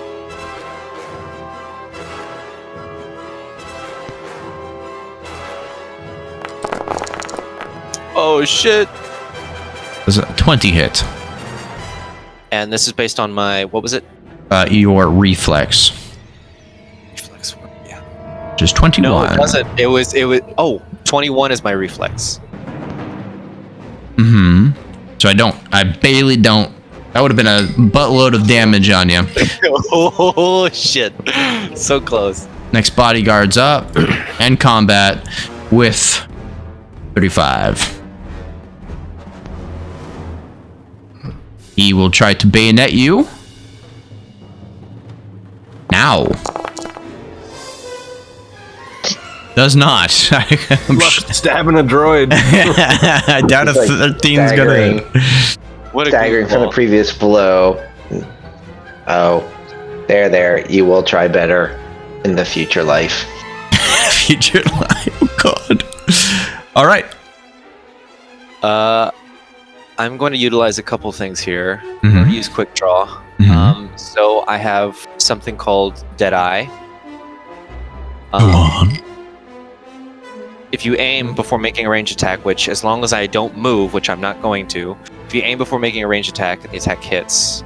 The damage can increase. On top of that, I have rapid shot, so I pulled out both my blasters. I don't gain, or sorry, I can fire 2 shots, so I can shoot twice, but I take a -2 penalty on my attack roll. But I deal one die of damage with a successful attack. So I'm gonna go for this bodyguard here in front of me. Keep in mind, you're shooting past a civilian too, so he's gonna get a +5 to his defense. Okay. And with that, You guys are shooting basically around a really narrow walkway with a bunch of people everywhere. It's dicey. so I guess I roll individually for my blaster pistols. Yes. Okay, cool. And I do a -2 to this. I guess I'll just do the short. Right?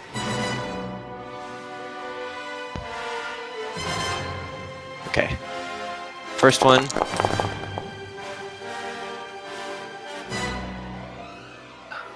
Does that hit? Ooh, 25 does hit. Is that with the -5 too? A -5? No. Yeah. Oh, because the cover. I can do a So then it's +5, or you can do a -5, whatever. But yeah, that wouldn't hit actually with his cover.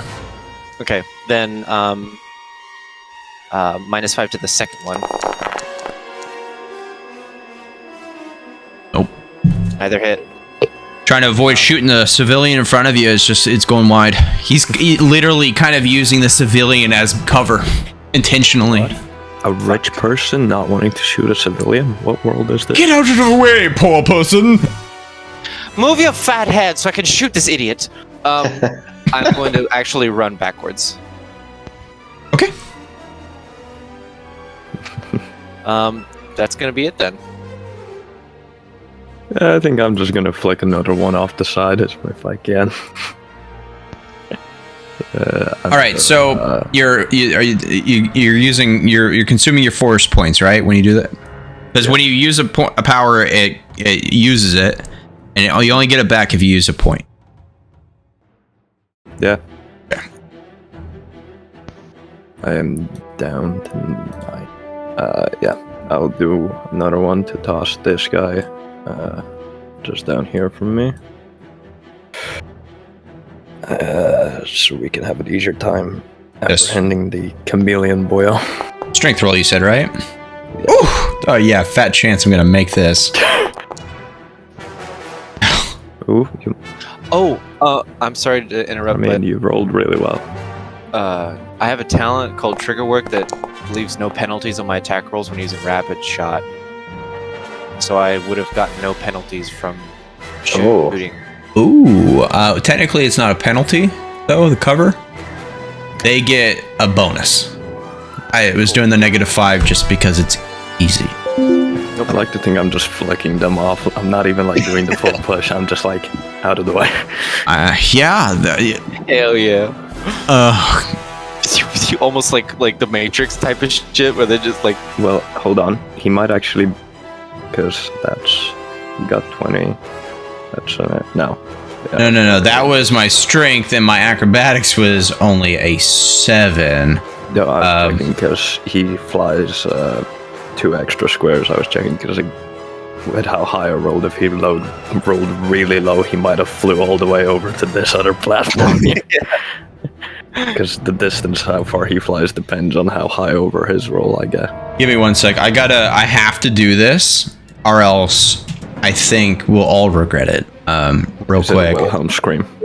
That's a good guess. That's an honest good guess, but no, it's even better. I think you'll. Oh God. See how quickly I can do this. I've learned in the ways of Foundry so much now. You'll learn in the ways of the Force.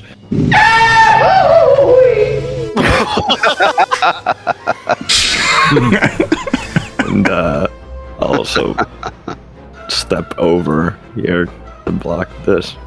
And I can say something as a free action, right? Mm-hmm. Well, so I'll say to 35 SC, the center one, the one closest to you is the real one. The one we're looking for, you know. All right. Top of the order. Jig is up, clearly. 35 and Vass, and you know what? Probably even Mr. Kuna. He's close enough, keeping an eye on his comrades, maybe. See this southern civilian, all of a sudden his face kind of changes all of a sudden.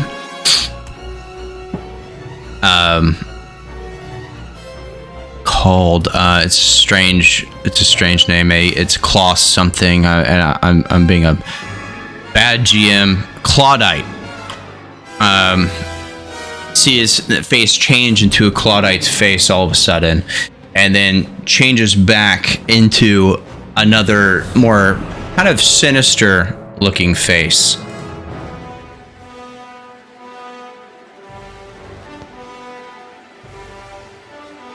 And it kind of looks up at all of you now and does a wide grin. You see him pull something out from the back of his cloak, and he's holding something in his hand. And then all of a sudden you hear and see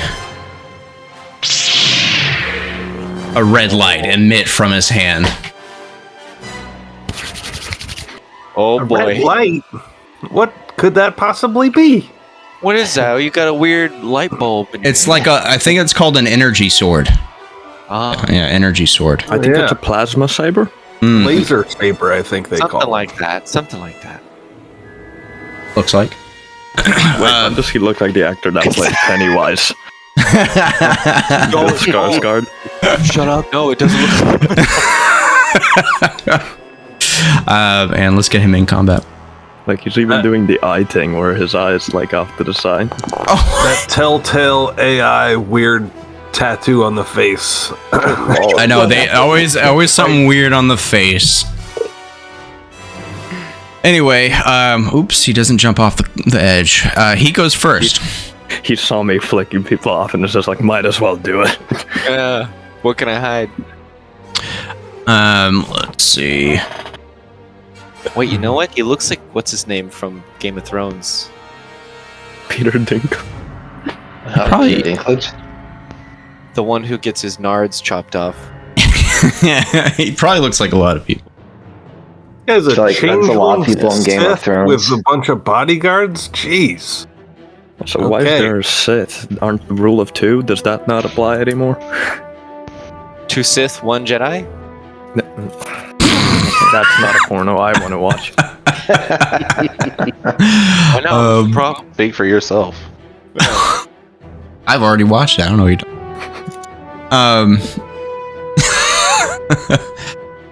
All right, moving on. As he's smiling at you, you see his eyes begin to glow a dark blood red. Let's see how red. Super red, super duper red. So red, the reddest. Better be careful because they're red. Bro, that's rad. Super red. A natural 20 on the redness of his eyes. His eyes are all glowing a reddish and light right now, and it's almost smoking a reddish vapor as he starts to kind of charge up like a Super Saiyan. And that's his turn. Bro, can I get a little bit of that? Your eyes are Whoops. super It red. was already his turn. All right, Carlini moved back, so let's see. I'm gonna move forward. Actually, he is kind of up. I guess we know why I felt so drawn to this mission. Why? We're getting paid 100,000 credits. Yeah. It's gonna be worth it, boys. It's gonna be worth it. Don't forget. Even the Oh, droids yes. sensed that one. Yes, step up to me. Yes. Yes. What do you mean, even the droid? Do it. Ah, it's probably not gonna hit. The top side. Next bodyguard. Oh, nice Mortal Kombat down on the ledge. Mandalorian and the scummy bodyguard.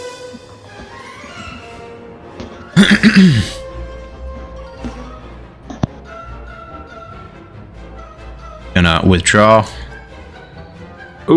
and take a shot. Well, his withdraw provokes an attack of opportunity from my combat reflexes. Ooh. And that even withdraws?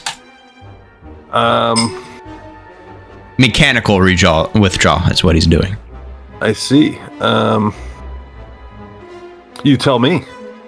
I don't know. Hey, let me look up your feet for you. Oh no. Attacks of opportunity. I thought your withdraw would supersede my feat. Yeah, withdraws don't provoke under normal circumstances an AOP. I don't know if your military training does something else up. No, I don't think. Oh, military training, you say? Or whatever you set up. I think you do have military training, but Yeah, I've got Mandalorian training, but that's not going to come into play here. No, attacks of opportunity are not gonna. he shoots super wide anyway with a 10, missing you entirely like a stormtrooper. 35 SC. The matter is sorted.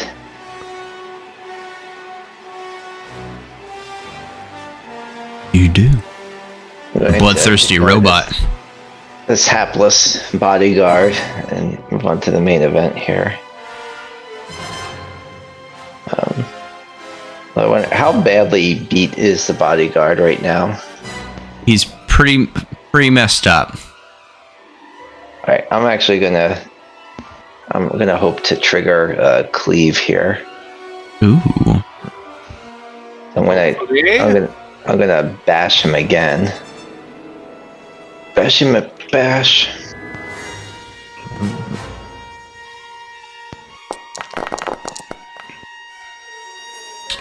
That hits with a 25 damage. 12 damage. Oh, plus. I'm sorry, what did I say? 25. 12 damage.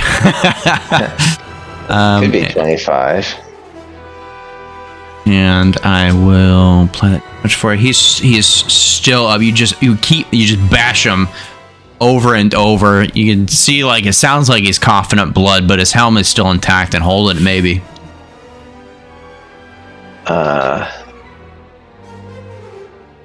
Well, what can I do? Try and get me over the hump there. That's before making an attack roll. I can't make it a power attack now. No. Can't power charge. No, for charge I need to start 2 squares away, I think. I mean, I can make it into a Bantha Rush, because I can do that after.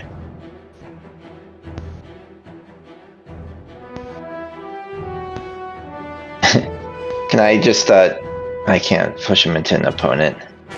Yeah, I'll just kind of shove him, I guess, up towards Bashula. Okay. And then I'm going to step up behind him. Is Bantha Rush a movement? No, it's a free action. Oh, it's free. Okay, nice. Well, Yeah. do as you will.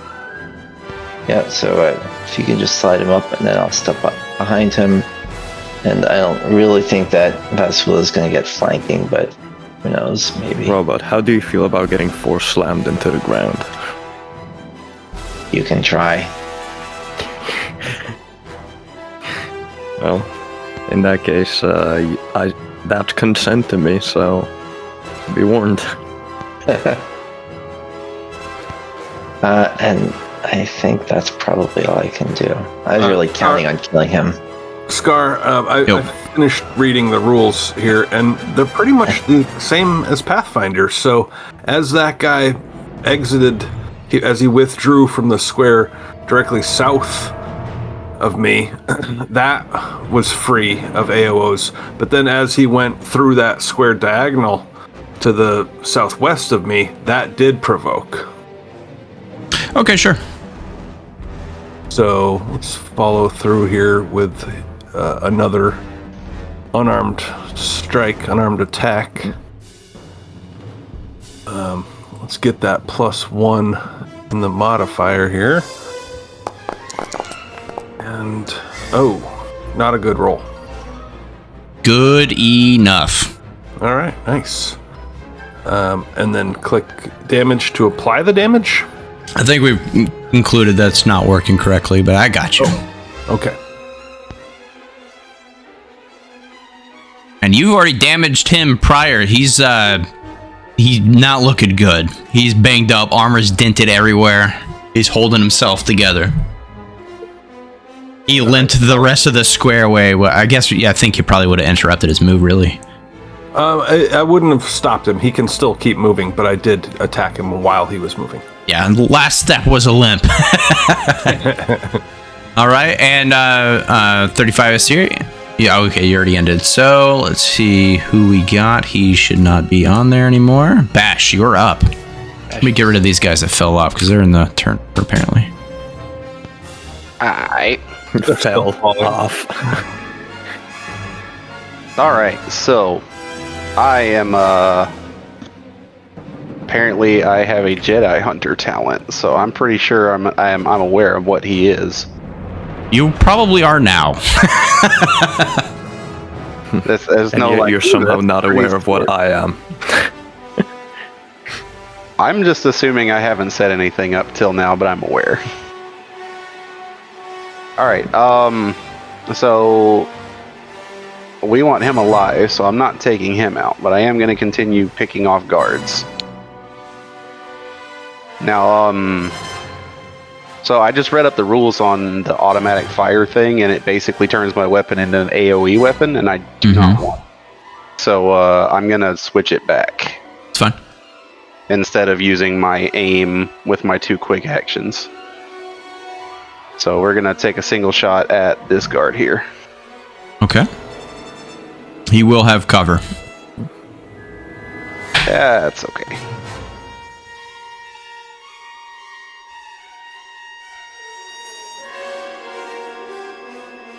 What is the modifier for the cover so I can put it in there? +5. To his armor. So I'm going to say a -5 attack modifier for me. Alright. I guess that didn't work. Shoots wide. It just reflects right off the wall right in front of him. Alright, I'm not leaving my my friends alone. So no, that's good. I'm done. Okay. Unhappy with my shooting. Don't worry, Captain. You're doing pretty well for yourself. But aim better next time. Una, this guy's on his last leg, it looks like. Beating him to a pulp. Shooting like a stormtrooper. Yeah, I'm tempted to just shoot him dead, but I think instead I will. Sure you don't want to use your rocket launcher? Yeah, I lean over and I fucking blow him up. Keep Just punching away him. from Just reload your fist like in the Mission Impossible movie. I think that I am going to move 5 feet up to him and just try to just bash him with my empty hand. Once again, he's too close to shoot, and you know, maybe I can just knock him out or something. I don't need to necessarily kill the guy. He's just doing his job. Here's the attack roll. +1 and natural 1. Oh no! Natural 1 for a 17. Jeez. Natural ones are just automatic fails in this, so Just saying, the nice bonus here, buddy. All right, so it would take pretty much a natural one. Yeah. You get a +1 because of my inspiring words. I did factor that in. So with that +1, my natural one's a 17. So on this turn, it's not quite the bodyguard's turn, but civilians begin clearing. Oh yeah. Where the fuck is this asshole been? I totally forgot about him.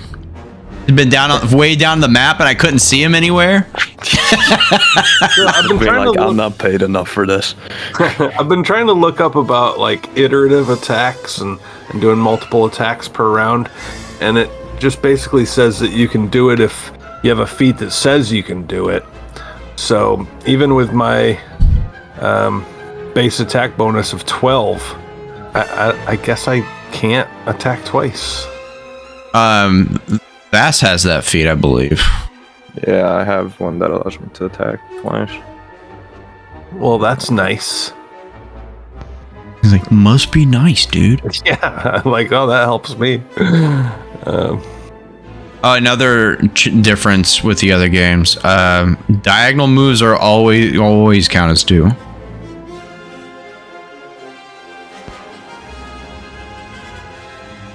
Instead of every other, which I thought was kind of a weird. This guy's clearing.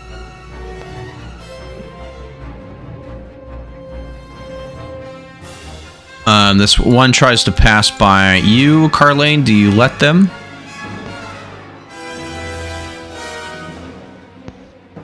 Sunstealer?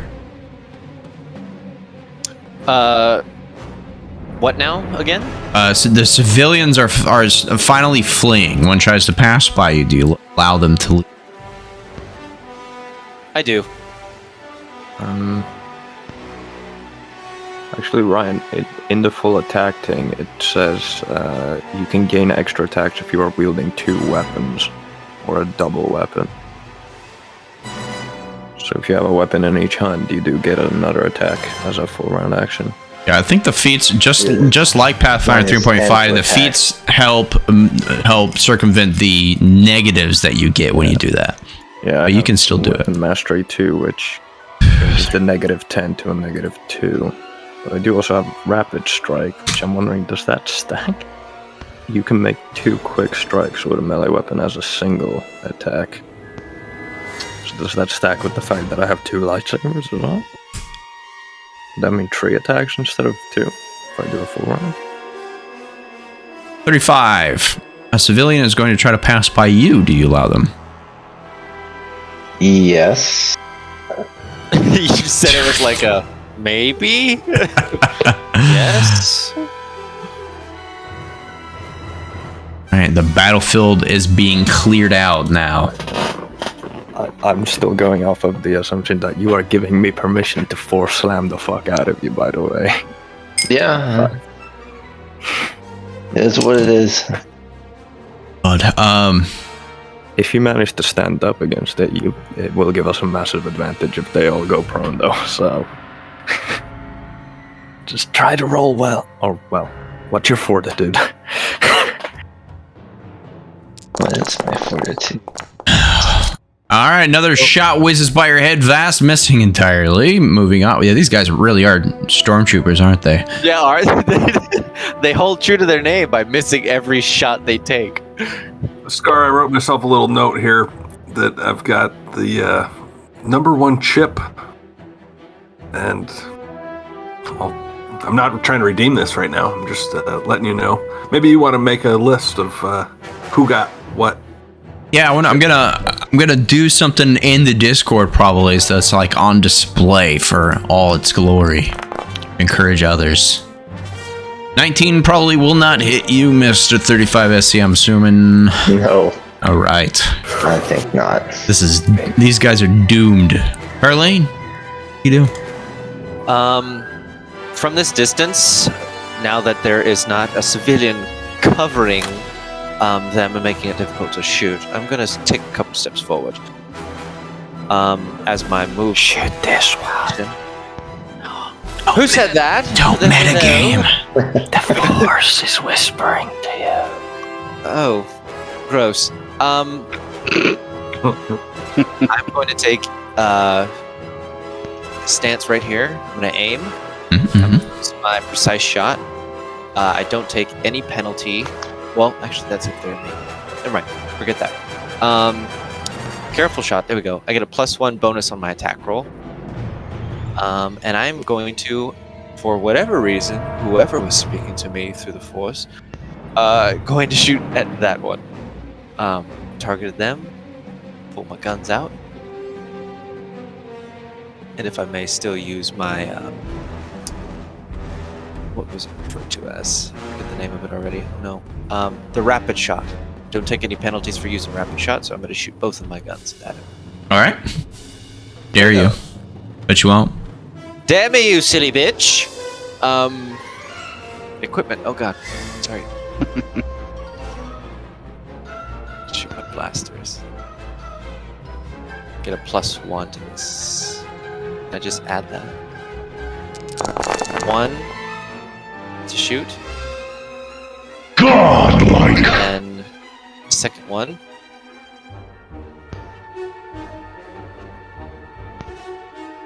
I'll let it go. Oh. Just do. +1. Hey, thanks for the sub, 019. What's up, man? 14. Why are you saying 14? Yeah, you rolled 14. But this doesn't. Does this count as a skill check or an attack roll? Godlike. Your blaster, your attacks are attack rolls. The 23 hits. Okay. The 18 does not. Alright, so with that, then I guess I'll just roll damage now. Damage is there. Oh, dude, I went down with the gifts up too. Thanks, man. Attack bonus with rapid shot. I get plus blah blah blah. There was another thing that I got from this that I hope I'm reading correctly. If the attack hits, increase the damage you deal by an additional weapon die. Mm. So if it normally does a 3d6, it does a 4d6 currently. Ooh, roll it. That shot went right through that bodyguard. He's not looking too hot. Let's see what you get. How do I add an extra die to this attack? Just do An extra one. Yeah, just roll d6/r space 1d6. All spoiled with these VTTs. We can still do simple math, mostly. Man, we didn't play in like a week and all of us forgot how to play. Is it rolling? Because I don't see it on my page rolling. No, I got you. Okay. I'm clicking attack and it's not showing me the dice. Well, you just need a dice 6. Sorry, you should have rolled it. That's one more point. Of damage. Team damage from one blaster shot. That hurts. He's still up, but he's got a big hole in him. I don't know if he'll survive later, but he's still fighting right now. Good things that he's cauterized the wound right away. Right. That's it for Carlane. Sas nomas. Boss. Alright. I will do my force slam, which if I do it as a full round action, it goes from being a cone to a radius around me. Let me show you if I can pop it in chat. Yep. Okay. There's the information, and let me draw. 4d6. Gotta roll fortitude. Or no, I don't roll it. It's just their fortitude period. Yeah. So you're looking for a. Let's see. I'll tell you. You're looking for a 23. Other homie. Let's hope I don't get a 27, because then my boy 25 is also gonna be.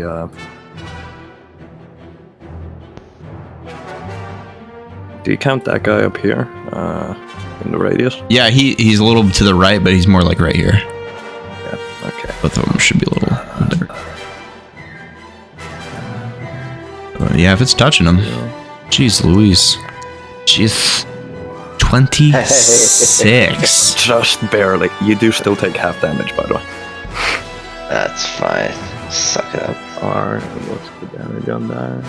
4d6 it looks like. 46, and they're knocked prone. Yeah. 16. Wow. Boop.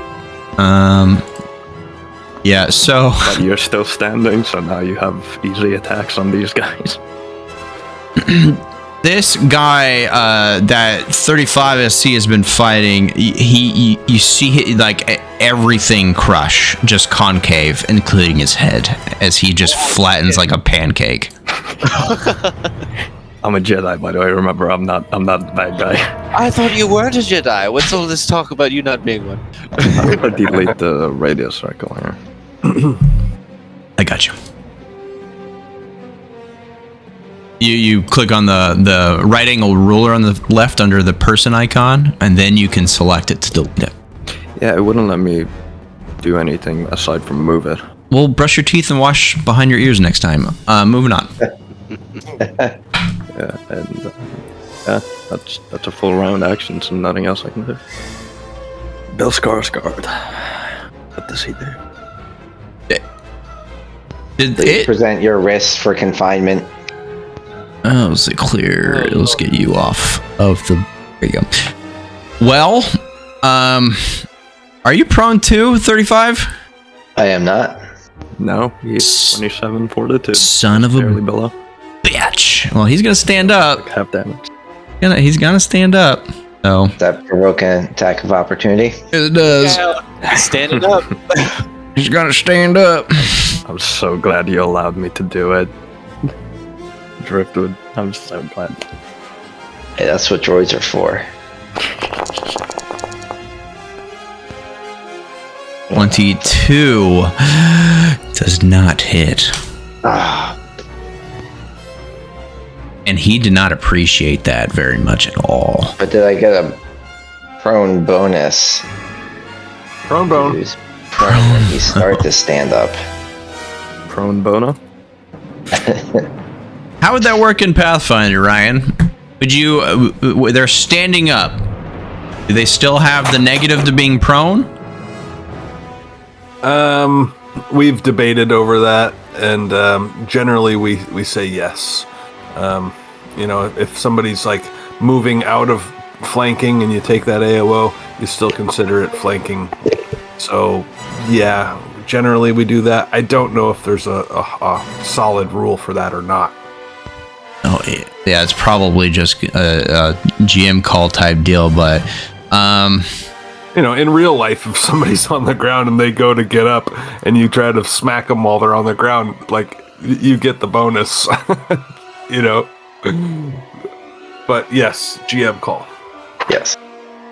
But I am inclined to agree, Ryan, here. +5 enough? Check it. He's got fancy stuff, though. I'm just checking some things. Got those cashmere robes. In Pathfinder, the bonus is 4. And here it appears to be 5. According to page 169 of the PDF. Some guy I was looking. lobbied really hard for that. Well, I know that it used to be 4, but I think it should be 5. And they're like, fine, it's 5. That's kind of a common theme I'm noticing. Is like micro changes like, to a lot of stuff. That's why I was like, it's 3.5, but it's not just enough to really throw you off. Yeah, it might They're seem like, it's frivolous, but pretty I'm sure fiddly. there's balancing decisions behind it. Yeah. I'm sure. Yeah, it's It has pretty to do with fiddly, the but could it be force. fiddlier? Yes, we'll take. Well, he'll take damage. He'll take damage. Huzzah. Eat mace hand. Eaten. And swallow. Weird. He's gonna lightsaber you. 35. You can try. Ooh, Oh my god. It's gonna be another one of those games, y'all. 2 on the die. Gonna be another one of those games. Alright. Bodyguard that's prone, he stands up.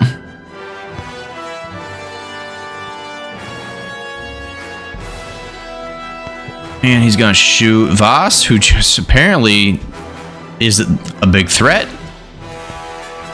Don't make me turn around and force slam you again. I can do it in a cone. 19's not gonna cut it. Moving right along.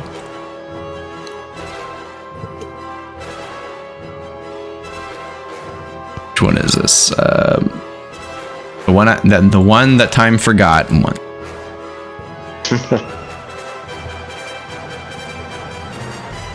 All right, the Mandalorian's pretty scary. He's killing his bud. 22 hit? Do you have precise shot? Yes. Let's see, 22 against my reflex. Yes, that'll hit. All right.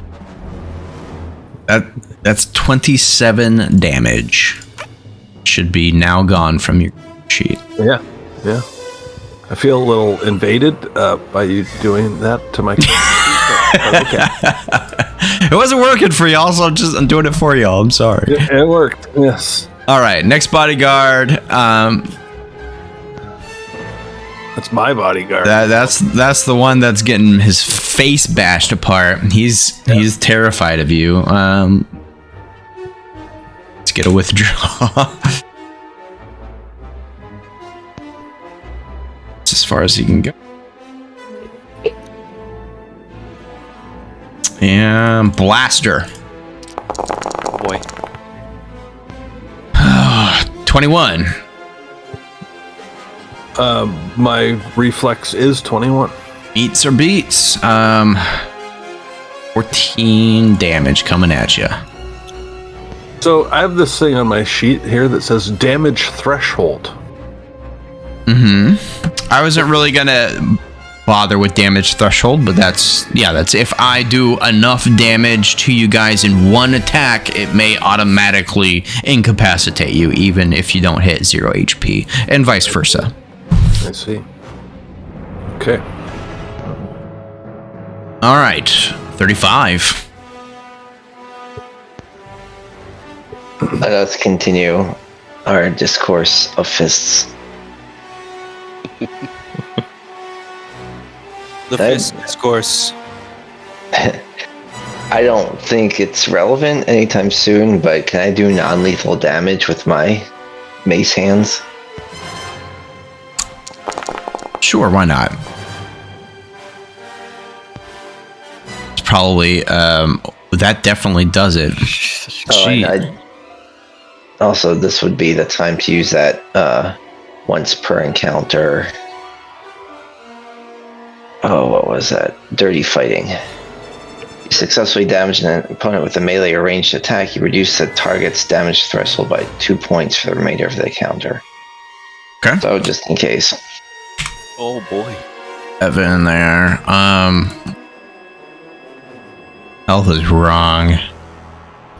Boss, how much was your force push, the damage on it previously? Let me scroll it. And the force push was Push. 16, and then 35 SC did 17 on top of that.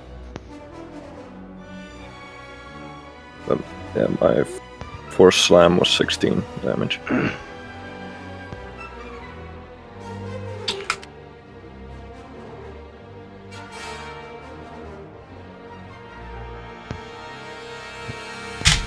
Right.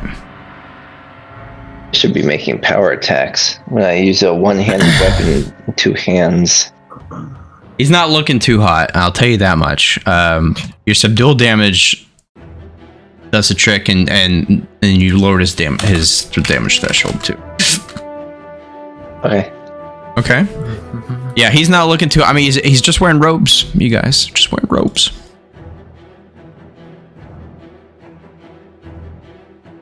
You do anything else? Wait, are you trying to make us feel sorry and sad for the Sith changeling thief? He's just living his best life. He's doing the best he can. I'm just waiting for him to turn around to me and say, "We all float here." So you do a tactical withdrawal down to that square. Yeah, I mean, You'll float too. just in case Vass wants to come up and lightsaber him and get flanking. Okay. Bash. Yeah, let me do some non-lethal damage with my lightsabers. Well, it seems to happen sometimes. Let me just cut off his arms, his hands real quick. That's just, We had that's discussed it. kneecaps. It's a lightsaber. You have to go for the hands. Someone has to lose them. Alright, I was gonna attack an object. That sounds like a lot of homework on the DM's part. So, I'm Gonna just do what? Don't worry about it. I was gonna try to shoot old dude's lightsaber, but I'm not gonna do that. I'm Disarm. just gonna take. Disarm. At ranged, it's a little different, as it's a melee thing to actually do a disarm. Like there's size calculations and stuff at ranged. So what I'm gonna do is I'm gonna go ahead and use my 2 swift actions to actually take aim at him, at Paul, and take a shot at him, and maybe I'll hit something at some point in this combat. You do have a long range weapon. I mean, I do, but then I can't aim. So if I do that, if I do hit him after aiming, he starts taking debilitation. So Fair enough. We'll see what happens there.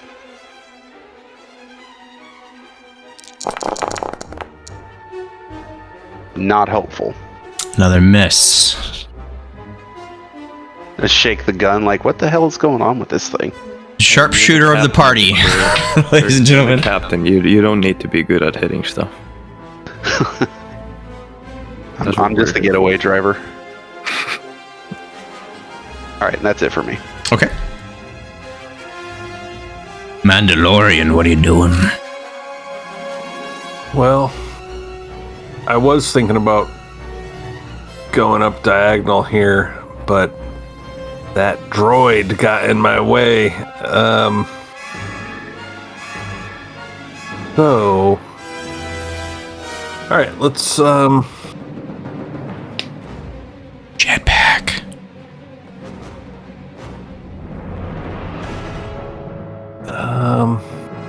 I'm not sure what to do. So let's just keep doing the same thing I've been doing. I'll move up to this square here. I'll move 10 feet up to this guy that I've been beating on, and just try to finish him off with another punch. Here it is. +1 to attack, and that's a natural 20. Are we sure we got a Mandalorian and not a Klingon with the amount of hand-to-hand fighting? Well, that's double damage. First of all, you don't. Pull out my batleth and I chop him right in half. And your double damage is just insane. Yeah, the guy you already been wailing on. What exactly did you do with that? Because you annihilate him. Yeah, I'm not really trying to kill him. I'm just like kicking the shit out of him. So I'll literally just kick him across. You know, if it's flavor time here, I'll just kick him. In the chest, and he maybe goes down or maybe even goes up against the wall. This is Mandalore. Yeah, exactly that. And I'll just and then I'll say to this other guy who I'm now targeting, we're taking your boss. And that's my turn. Oh.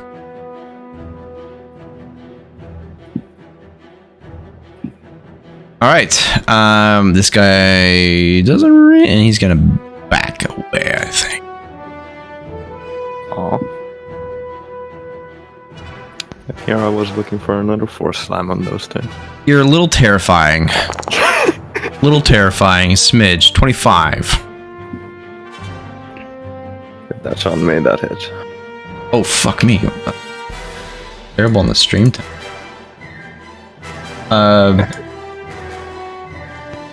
Thanks for reminding me that I have a jetpack, if that's what that was about. It gives you a 6 square boost. Alright. That 16 Kaplow. Shoots you right in the back.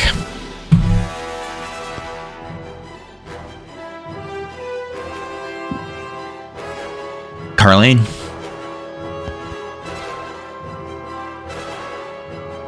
What do you do?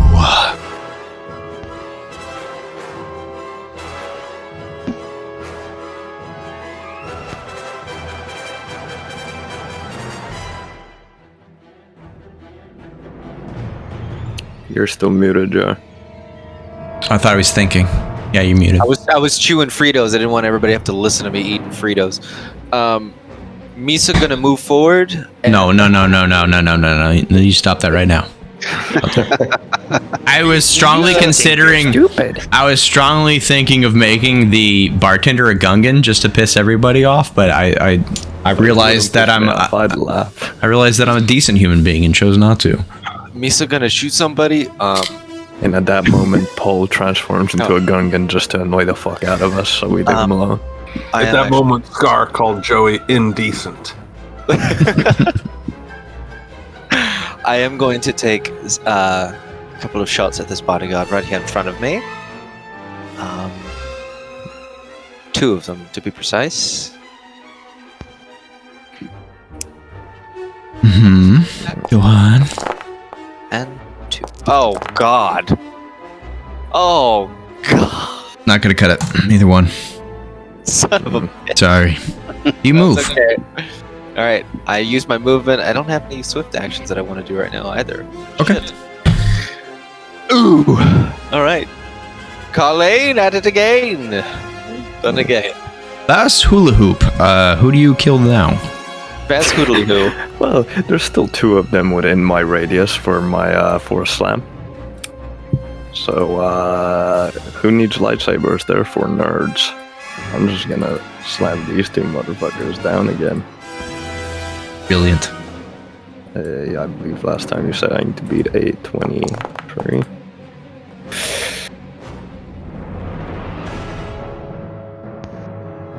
It's a success on the force usage.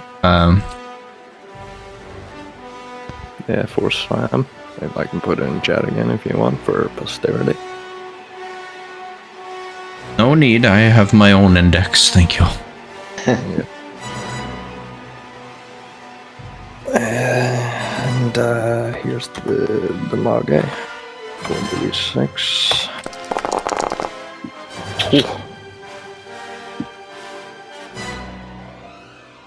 14. 15 damage. Prone.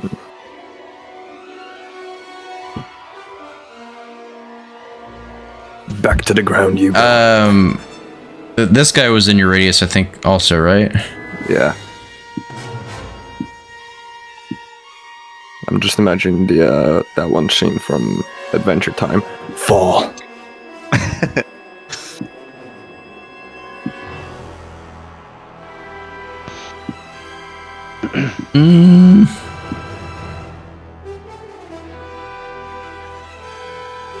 Thinking. Give me a sec. Processing. Hey, that's Adventure kind of Time, another show something. where people get their hands cut off. Are you trying to find something that Pol has to save him here? I get force points too, Mister. Yeah. Mr. Not a good name for a punk band. Mister, the less popular sequel to Sister. I was going to say something, but I don't think I can say it on stream. Then don't. It's a good policy. Don't think you can, just don't. See how this works. I didn't want to use this so soon, but you leave me no choice. Soon. Yeah, I mean, he's only gotten 2 turns. I'm like, well, yeah, I pushed 2 of them off, squished one like a bug, then, Level 12 Jedi, not Jedi. I don't know if I want to do this. I should have done it away. I should have done this first. I chose the offensive instead of the defensive. Do it. You know what? I'm not gonna do it because I want to kill at least one of you.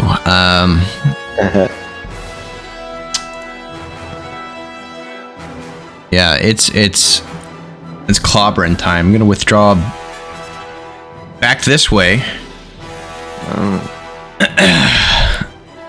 Is that Ben Grimm over there? I can't see so well. Ben Grimm.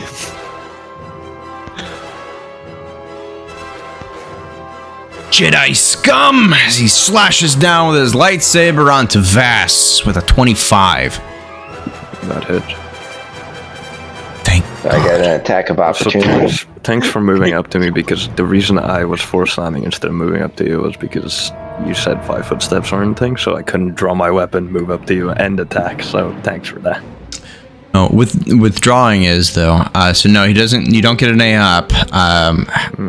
I'm chiseling Vass down. I'm gonna get you. Oh no, I'm saying now, on my next turn, I can draw my weapons and attack you twice. Well, yeah, twice, because I have the, whatever it's called. I don't remember if I gave this particular trait to you either, but we're gonna find out now as Pol cries out, "Focus the Jedi!" Stand up and focus the Jedi. What particular? Right. That also hits. He's not a Jedi. He found those. Hey, I haven't even drawn. No one knows I have lightsaber. I've just been force slamming. More than I've been doing. You guys see Vas get shot through the abdomen by a blaster. Oh shit. Vas is not looking good. I mean, we saw his artwork. He was never looking good to begin with. From the beginning, he already wasn't looking good. Whoa. Dead. He's just got a thin polyester robe. Yeah, it's a terry cloth robe. Like a bathrobe you get out of like after being in the shower. The fuzzy ones. I think I can shoot around 35 without...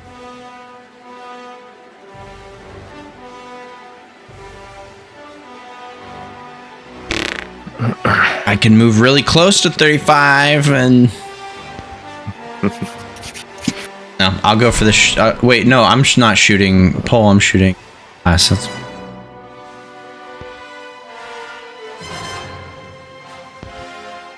I have some ideas.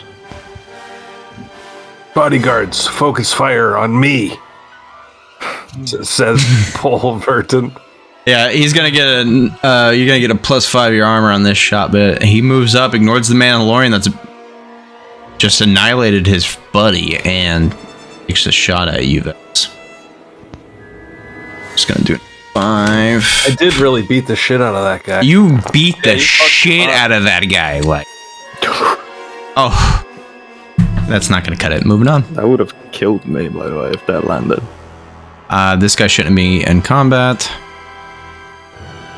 35. You're up. 35 Essie. All right. How did that name come about? Top secret. 35 StarCraft. Oh, it's your birthday and your initials. Thanks for saying that out loud. Moving on. Happy birthday.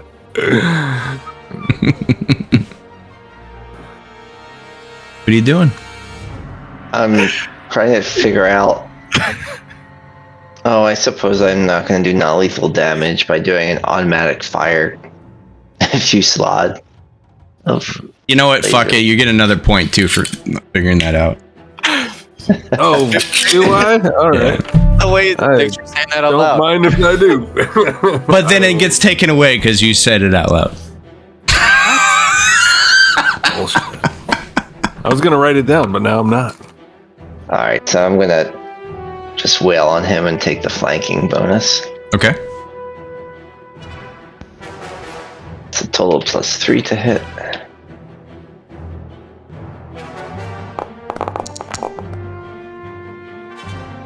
Yeah, that definitely friggin' hits. Jeez Louise, so... Wow. It's How past to lose tense. your other MOS.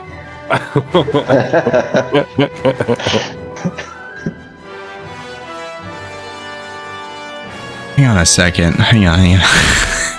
Something's not right here. Yeah, pass. The Sith Lord, but he's down. How can that be? Oh yeah, it's strange, isn't it? Did 14 on him earlier.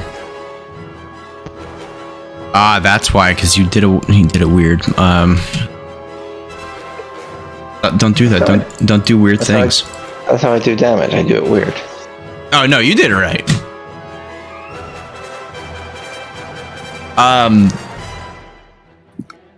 35 SC. How do you kill him? I subdue him with my fists. No. Did you say you're doing subdual? Because I don't think you did. He did say he was doing non-lethal. Yeah. You did. Okay, I'm sorry. Okay. Because I specifically did not take out my heavy repeating blaster. Oh, fair enough. Even though I really wanted to. So in that case, then that does not knock him out. Okay. His damage threshold is lowered, if that matters.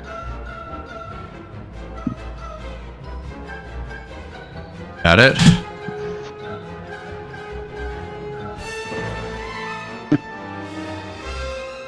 Getting up there. What are you gonna do, Bash? Miss.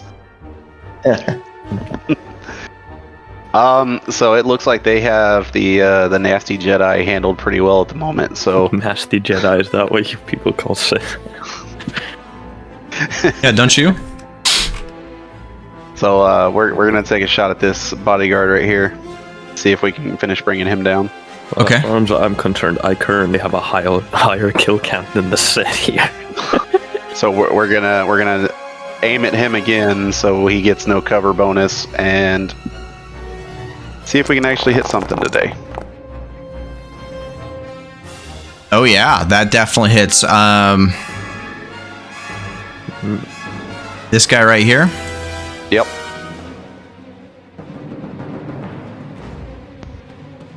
I'm hoping 29 damage is a lot. So he would get cover, but you still hit him. He gets no benefit from cover if I aim because of You're aiming. My bad. All right. Apologies. Yeah. Where do you shoot him exactly? Straight through the midsection. Okay. You hit center mass and they go down. Yeah, you hit his heart. It just right through. There's a big cavity where his heart once was, and he falls limp to the ground like a sack of potatoes. Right in the heart. Hey, I did something, guys. Hooray! I killed a minion. Just what we Except for all the force pushes and whatnot, and one being pummeling to death relentlessly. They're kind of strong minions, for the record. Yeah, shame they have a Jedi. Tell me about this nasty Jedi, as we now call them. So I'll go ahead and just be blunt about it. Your jetpack, you get basically free 6 squares wherever you want to go. Just don't land in the center of nothing. Yeah. Okay. Understood. But please tell me about Pol Virten. Pol Virten. What's his status? Is he? He's looking pretty unconscious? Not unconscious, no. But he's looking pretty fucked up. Okay. Well, he's looking close to how the guy that you just gave a final blow to looked. All right. Well, then I will move. Blood running down his nose from all the force slams. Yeah, I'll do a little, just just for you, birthday boy. I'll do a little jetpack on over there, and let me target this nasty Jedi and try an unarmed attack once again. First of all, that's not fair because you could have just walked over there. So I feel like you wouldn't have used your jetpack, but. If you don't want a birthday gift like Weird Nico over there, fine. Then I just walk over there. All these adjectives tonight: Weird Nico, nasty jet. All right. I'm sorry. All right. What are you doing to our Jedi here? Here's an unarmed our attack. Sith. With a +1 mod. Thank you, Joey. And that is a 17 on the die for a 33 to hit. It definitely hits with 12 points of dual damage, which will put us, let's see,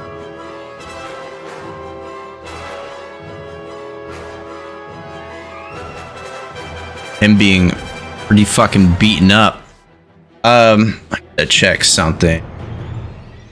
And Kuna Tane says, I've taken down more Sith Lords than I can count. And, Yeah, where do they keep coming from? Is the rule of two not a thing anymore? Come on, guys. So that's why I By your didn't own say rules, he's for a fuck's Jedi. sake. You don't even know what's going on. Or that's why I didn't say anything about a Sith. You have no Not all idea. Dark Force users are Sith. I was fucking around with Chat GPT for the first time yesterday, and I asked it, what would Clint Eastwood say if he was in a Star Wars movie as a Mandalorian? I got some pretty good answers. My favorite, by far, is, "This is the way, partner." I would have said, "This is the way, punk." No. That would be better. Yes, I like that more. But just telling you what the AI told me. Some funny stuff. That thing's crazy. These AI things are fucking nuts. New Age. What are we doing? It's your turn. Trying to look something up. Body. Oh God, I still have bodyguards. Oh, that's cool.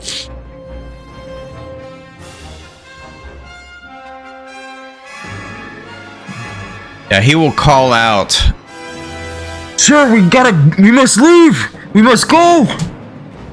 I'll reply, no, I am a Sith Lord. There you go. There you go.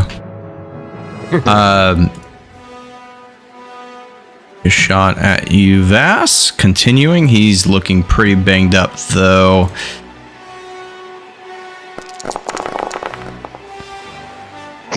No, that's not gonna hit, so... He's gonna say, "Ugh, you're barely even an apprentice," as he begins to run. Whoa, guard getting all critiquey about Sith. He takes Still. 3d6 emotional damage. It's like, I'm more than an apprentice, I'm a journeyman. In that moment, I'm going to move a little closer, try to get a good angle, and I'm going to set both of my blasters to stun, and I'm going to aim. I'm going to aim at the Jedi, Pol Virten. Excuse me? I mean, the Sith. I'm sorry? Who? No. Okay, wrong usage of words. But my fault. First. Don't make me force slam you. No, You're please. standing. I'll push you off that ledge. I do have. Let me see. Hold on. Oh, I'd have to use it for that. Never mind. But I had something for this. Oh, it's not a skill check. Okay, that's the first gunshot that just fucking failed. So nothing for that. Never mind. And then the second one. Blasters. Such an uncivilized weapon. What the That's a hell? good one. What happened? Why did it roll so many? So what's wrong with your first one? Why'd you... Well, I was shooting both blasters, not just the first one. I'm doing double stun.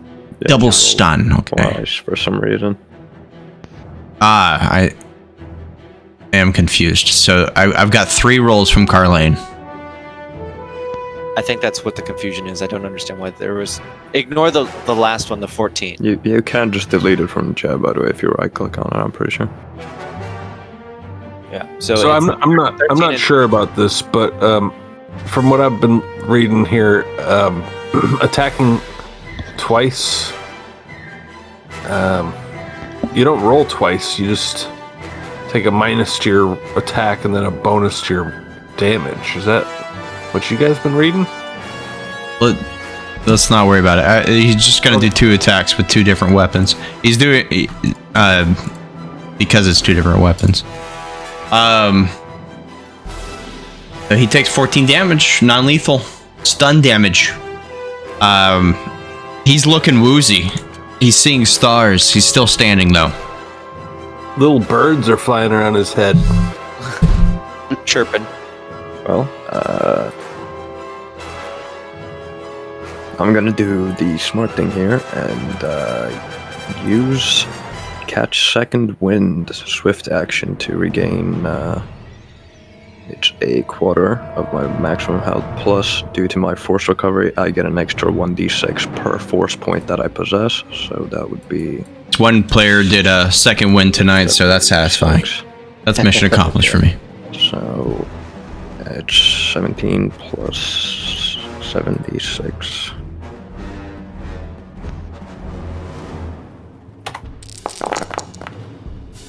A lot of dice. I think that brings me back up to full. It's a lot of dice. Jedi are very strong. Yeah, force recovery is kind of insane. So 30. 5.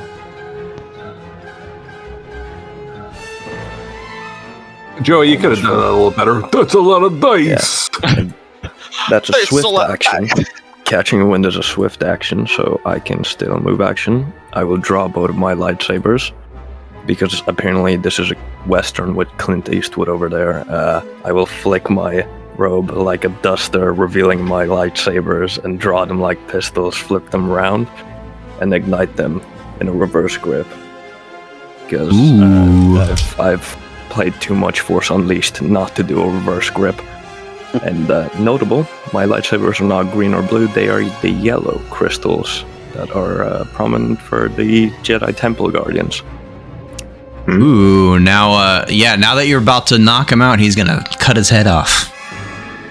No, I will disarm him. Oh, Ooh, Dooku style, I like it. Literally. Yeah, I will disarm him, which is just an attack roll which gives him a plus 10 on his reflex as well. Okay. So, let's hope I roll high enough. I do not. Oh shit. Damn, this reverse grip is a lot harder than I thought, but it's just so cool. But yeah. Little trivia. Who was the first Star Wars character to get disarmed in this fashion? Wasn't it Luke? Well, I guess, are you being Sorry technical? there, GM. Technical? Are we talking Anakin if we're talking, like, storyline-wise? Oh, two strike. Really? talking Oh. about the Old Republic. Oh, you know, that wasn't a person. So the Old Republic can't get disarmed. Oh, he's talking about the game. We're going, no. We're going with movies. We're talking movies. Who's the first person to get their hand chopped off in a Star Wars movie? Oh. Well, the guy that Not a can't do Jedi? that. Non-Jedi? Oh, come on. It's too late now. It's an important detail. Yeah, not a Jedi. First person, I said. Wasn't it the guy at the tavern who was? Boom. Yeah. Joey gets it, but not close enough. I want fucking. That's episode 4. Well, it's 1977. It was the first Star Wars movie. Come Okay, so we're talking about not in chronological order here. That's important. I don't know. Like, if you're talking, like, timeline. Oh my god. He doesn't So- like you. Yeah, he's talking about the guy that takes out, about to They kept tagging beat up him Luke. on. All right. No chips for anybody. The guy's name was Ponda Baba. Oh, we didn't win. Or- You'd have he's to a Google Lord. his name. Yeah, My hands are occupied. I don't need to Google shit. You probably did 10 minutes ago. No. You would have to have gotten the novelization of the movie to even have his name, because it's not mentioned anywhere in the movie. All right. Ryan's a super nerd, Come and on, suddenly an airspeeder drops out of the sky and lands at where the air taxi port is on the other side, where the taxi normally would be. You see a driver in the seat. This way, sir.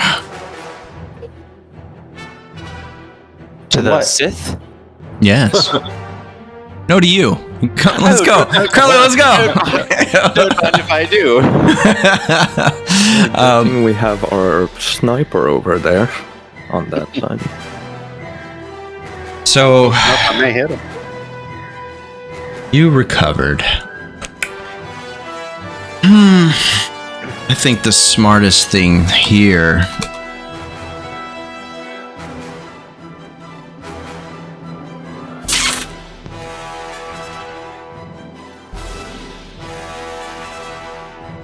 None of you. All right. Yeah, he will continue attacking Vass. I've got to land hit, man. What's going on? Hold on. I might have something now that I have my lightsabers drawn. Little parry. Deflect, yeah. Select gunshots. Yeah, it's ranged. Okay. Those other guys are gonna have a hard time anyway. They will, yes. Certainly will. That's at a +5, but I got to put it in. Still not probably good enough. 21. Nope.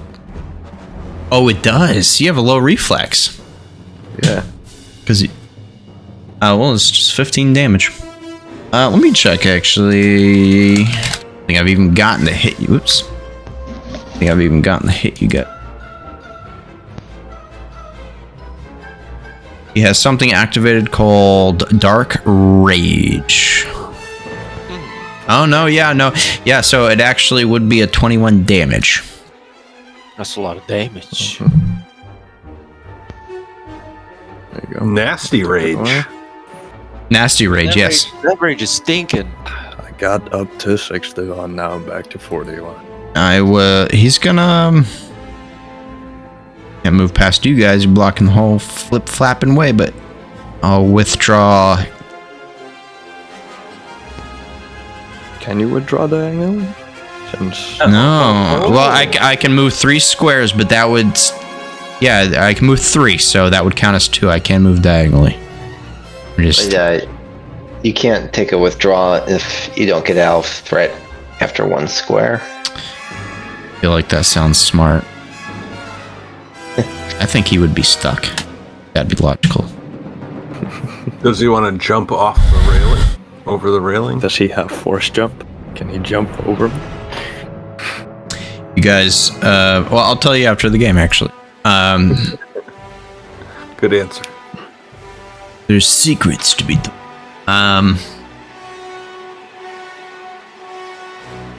I can't shoot past both of you. He knows that the Mandalorian's already been shot. Gonna keep chiseling away, I guess, until I clear the way to the Jedi. Oh, brother.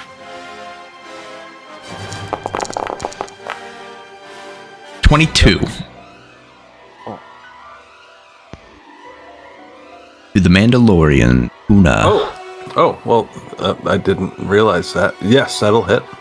And damage gone. Right, after that is 35 Essie. Kuna Tain is below 50% hit points. Oh boy. Look up Second Wind, Kunatane. Alright, let's see if we can finish off here. Maybe I'll do a power attack. Try and get over the hump. I'll take the standard damage. Non-lethal. Ooh. It's not gonna hit. Why won't you just go down?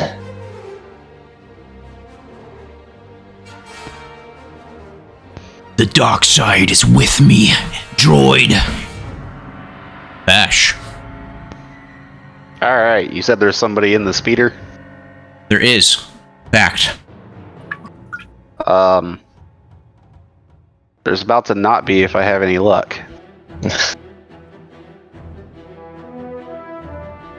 No. Yeah, we're gonna shoot the pilot out of the speeder. Put somebody there. These civilians would be gone by.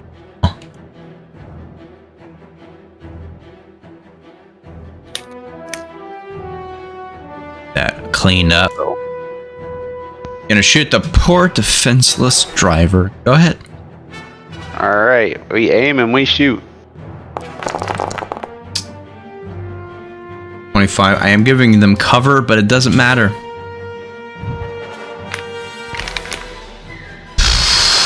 Yeah. It's just a driver. Nobody significant. You shoot him right through the skull. Jeez.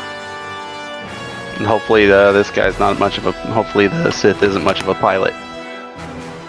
Wouldn't be much of a Sith if he's part of the Jedi training. All right. And then they double down on that during nasty Jedi training. They do. All right. We ever do a Star Wars campaign that's never going away?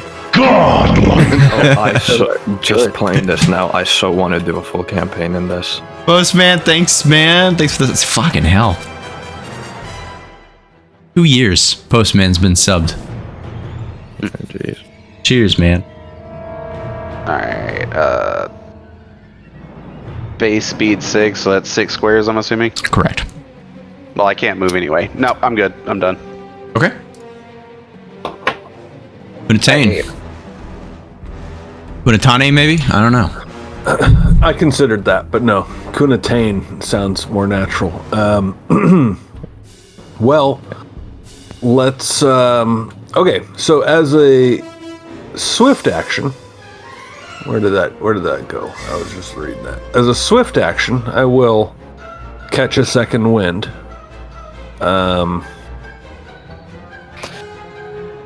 This action heals a quarter of your full hit points, rounded down. You can only do this once per day. And... Alright, so that's a swift action. And then I will also, as a attack... we gotta subdue this dude. Mm-hmm. So once again, another unarmed attack on the Sith Lord.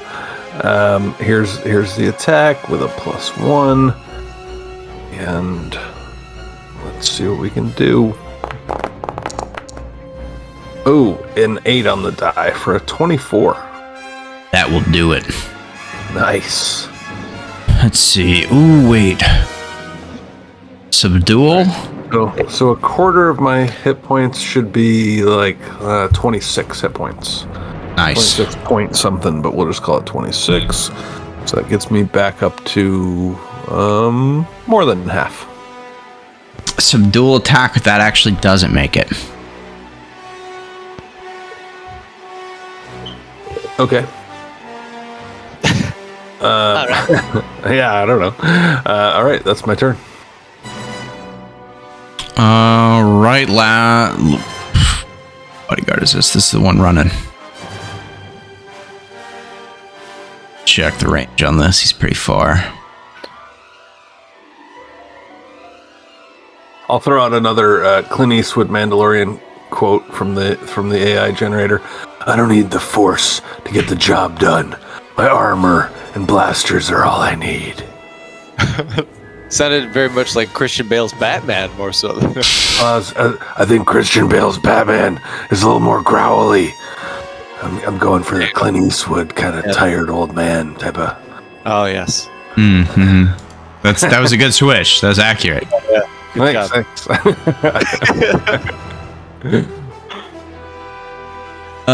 Shit, sorry, I'm trying to check ranges.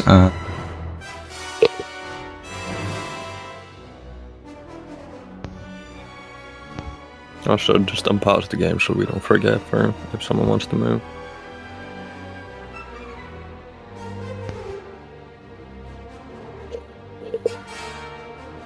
You know what? For the Aliens campaign, man, I'm working on 2 voices. That's gonna be crazy. At least we're not gonna be playing both those characters at the same time, right? 30. No, that is definitely. I hate talking to myself. I hate role playing with myself. Yeah, it's not a lot of fun. You do it every day when you talk to yourself in your head. Hey, Clint Eastwood, tell me where the drugs are. I don't know where the drugs are, Batman. That's a 1. It's a 1 from me, and that was his final attack as he flees. The range was built in the whole time. Carlane?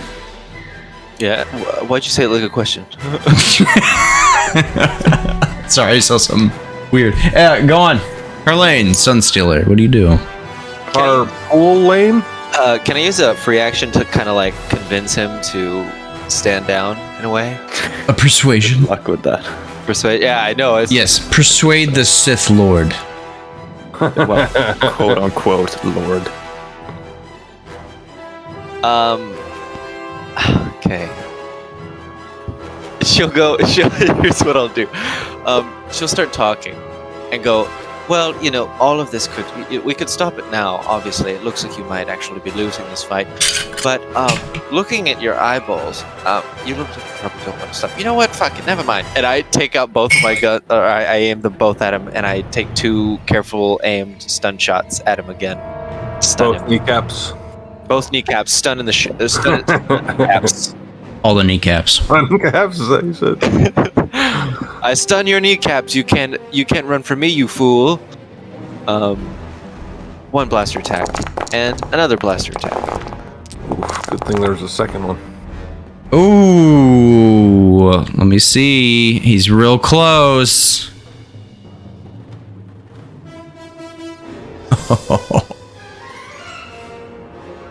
Is he still standing?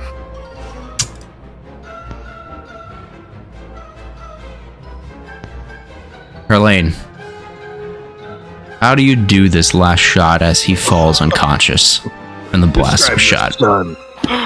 So I was trying to give my spiel. You know, she tries to talk out her ass to get the situation. She goes, you know what? Fuck this. She like unfurls both guns and points them and just does a pew pew right at him. She shoots his lightsaber out of one hand. It falls out, and then she shoots him right in the side of the head on the temple, and he just like full on ragdoll falls unconscious on the ground. I'm not quite sure that's how blasters work, but sure. What's a stun gun? He's the one that got the final blow. It works however the fuck he wanted it to work. New main. Yeah, rules lawyer, get out of here. And that's what happens as Pol Virten falls unconscious, but still breathing. There is still one bodyguard, though. Bass, you would have the next turn. What do you do exactly? Well, Pol did say the dark side is with him. After he falls unconscious, I'll just say, dark side, light side.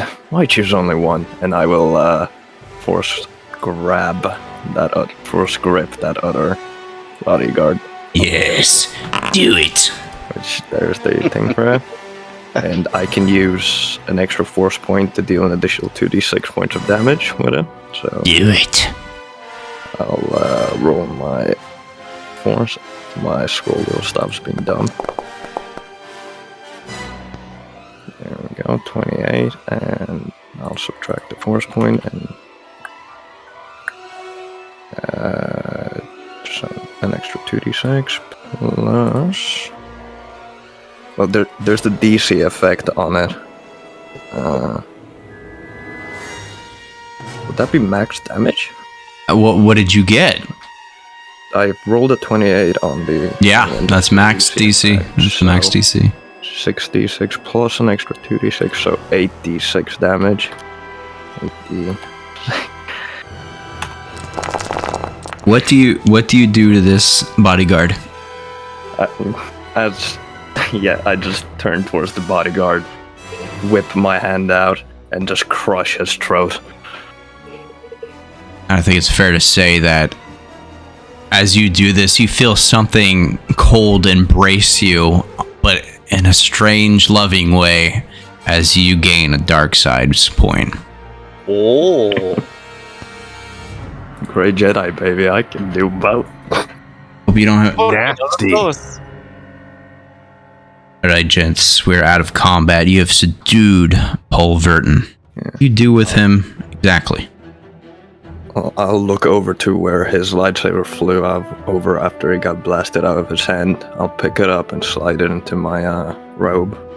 Pick up the lightsaber and find that is actually a double-bladed lightsaber, but is malfunctioning and You feel strong dark side force within this, and you see that it appears to be a Sith artifact. Kunatane jetpacks over to the air taxi, and is the driver? Did you guys kill him? Oh yeah, he's got a big hole. He's got a big hole in his face. It's fine.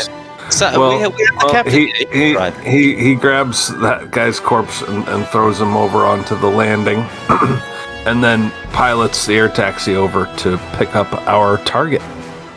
I am hog tying him practically. I put a blindfold over his eyes, his mouth, tie his hands together so he can't see where he is, he can't hear, he can't do anything to manipulate his Sith abilities towards us if he possibly wakes up. But yeah, I'm trying to get us the fuck out of here as quickly as possible. So I commandeer the air taxi. Trust me. Oh yeah, the Nar Shaddaa authorities are well on their way. Trust me. Oh yeah. Yeah, Nar Shaddaa cares. They take blaster gunfights in the alleyway very seriously. Throw his ass inside of the taxi now. We need to go. Hurry now. Hurry, please. I was going to go get my drink. No. Well, look, 35. They were shit. You were right. You were absolutely right. They were absolute shit. I knew it. I think it's an important time to point out that 35 SE has no mouth. Nor He has a port on his chest. I have a that he can compartment. open. Chest compartment. You have a side flap where everything goes in. Analyze poisons and things. No, he's a classic droid. He just keeps saying, I have a drinking problem, throwing it over his shoulder. Yeah, your drinking problem is you don't drink. I drink after a fashion. Look, it goes down the glass. Put his ass inside of the taxi. We need to leave. Yes, I would agree with moving on. Sith are rather more resilient than normal people. Fine, but I want to take the first kneecap out. No. He's already out. That was the plan. I shot him in his kneecaps earlier. Yeah, we all huddle into that fucking taxi and take his ass back to Two the ship. Sith kneecaps would make nice earrings. All right, you huddle in the speeder. As you all pile in, those of you that pile in the back of the speeder see that Pol Virten's possessions were already packed up and ready to go back there. Perhaps you rifle through them and find Perhaps we do. and presumably him as well. But you find a journal that he was keeping, recording of his Sith training. On his person, you also find a holocron, a Sith holocron. You find through reading his journal that he is a apprentice, but through using this ancient Sith lightsaber and holding the holocron, that he could feel the dark side more strongly within him, and it gave him unique powers as he did so. But he was more or less masterless and only gained these powers because of these two Sith artifacts. You also see in his journal that these two items are what he stole from Jabba the Hutt. Dear Diary, today. You is not gonna believe what I am about to write and use today. I would like to take that holocron as well. Right? It's a fragment of a holocron, to be more specific. Sorry. Yeah. These Sith artifacts, safekeeping. Yeah, that safekeeping. So, again, presumably, let's get off the battle map here. No longer need music. All right, so you arrive back at your ship. You have your captive.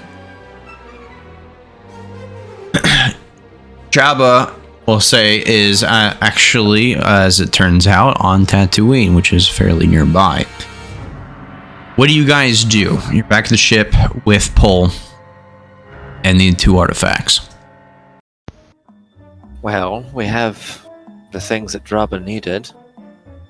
Get our 100,000 credits and get the fuck out of here if we'd like. See, I don't recall the bounty mentioning recovering the stolen items.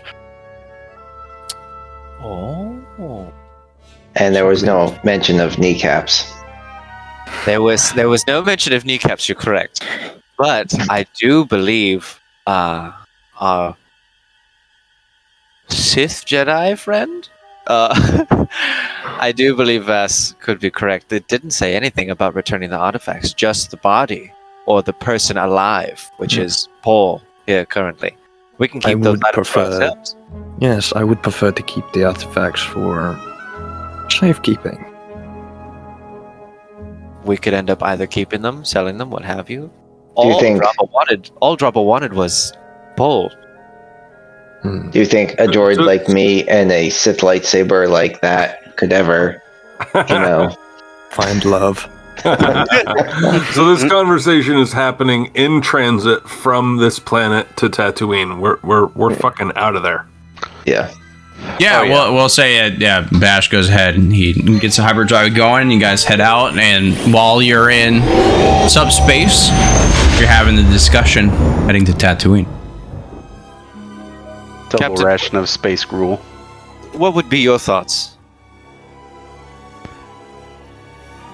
I don't care much for these Sith artifacts, but if they're important to you all, I mean, who said we anything can about pursue importance? them. We could either sell them, keep them. Who gives a shit? I mean, Draba only told us to bring in Pol. Didn't say anything about the artifacts. Just as they had just referred to, Vass had said. Voss seems intent on keeping them. But why don't we? They mean nothing to me. Keep them if you wish. I'm here for the bounty. Who are we harming if we keep them? I mean, maybe. Well, there probably might be a couple of people we could be harming, but regardless, we've done that plenty of times before. So, if they fall in the wrong hands, we just have another Sith lordling causing harm to the common folk. I wouldn't trust Jim Draba with keeping them safe, considering they were stolen once already. I see no downside to keeping them. I mean, we could trust you, of course, right, Vass, with these artifacts? I was a temple guardian. My entire job used to be protecting artifacts like this. Well, So is that a yes or a no? Yes, you can trust me to keep these safe. I'm sure we can. Well, and I'm literally sitting on top of Pol's body as he's still unconscious. Hog I go, we got to get this lug back to Draba, get our money's worth, and then on to the next one, right? I like to think he wakes up occasionally and one of us just bashes him over the head every time. Hit him over the head with the back of the butt of my pistol or some shit. Yeah, I'm just holding his lightsaber, examining it. He wakes up oh, what the heck? Yeah, so after we're done sending this in, we can talk to Agar Walden and get another bounty going. I mean, we'd have plenty of money after the fact, wouldn't we? But we'd like to go on another one, wouldn't we? Indeed. Maybe The job's not done until you get paid. That's true. You arrive on Tatooine. You arrive at the location of where Draba is. She's inside her very large spaceship at the moment that is currently docked more or less in the middle of nowhere. As you land, transfer over to the ship, and even though she's stationary right now, she's still on a platform that's being held by what looks to be 10 people holding her up on a platform. That's just cruel. As they struggle to hold her up, she addresses everybody that's coming for her. She looks like she's kind of on the go and just getting deals done while she has time. You present Pol to her, and she will say, I'm assuming you'll speak Hutt. What of the artifacts? Did you recover them? Did you see them? There was no mention of artifacts.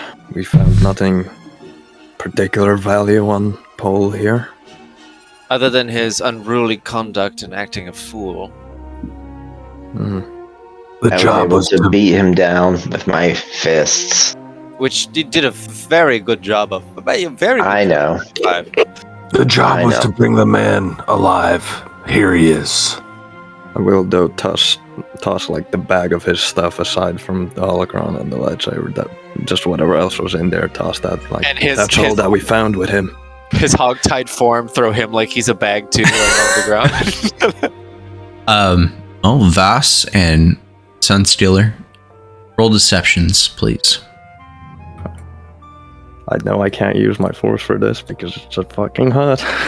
Wait, GM, were we hired to bring back stuff, or No. just the man? Just the man. Yeah. If I may, I feel like 15 isn't high enough. I have a talent called, what is it called? Knack. Once Mhm. per day, I can re-roll a skill check and take the better result. Mm-hmm. So I'm You going have to re-roll this. Seems like an opportune moment. Yeah, so I'm 27 gonna- feels fine. you said deception, right? I want to make sure I got that correct. Yes. Okay, cool. Shame that we're lying to a Hutt. Otherwise, I could use my force power. But Ooh, very nice reroll. I don't see it for some reason. I don't know why it's not showing me this. Jedi mind tricks You got a don't work on 33. that, bro. yeah, that's what I'm saying. That's what, yeah. All right. You see her big, bulbous, bloated eyes narrow for a moment. And there's an awkward pause.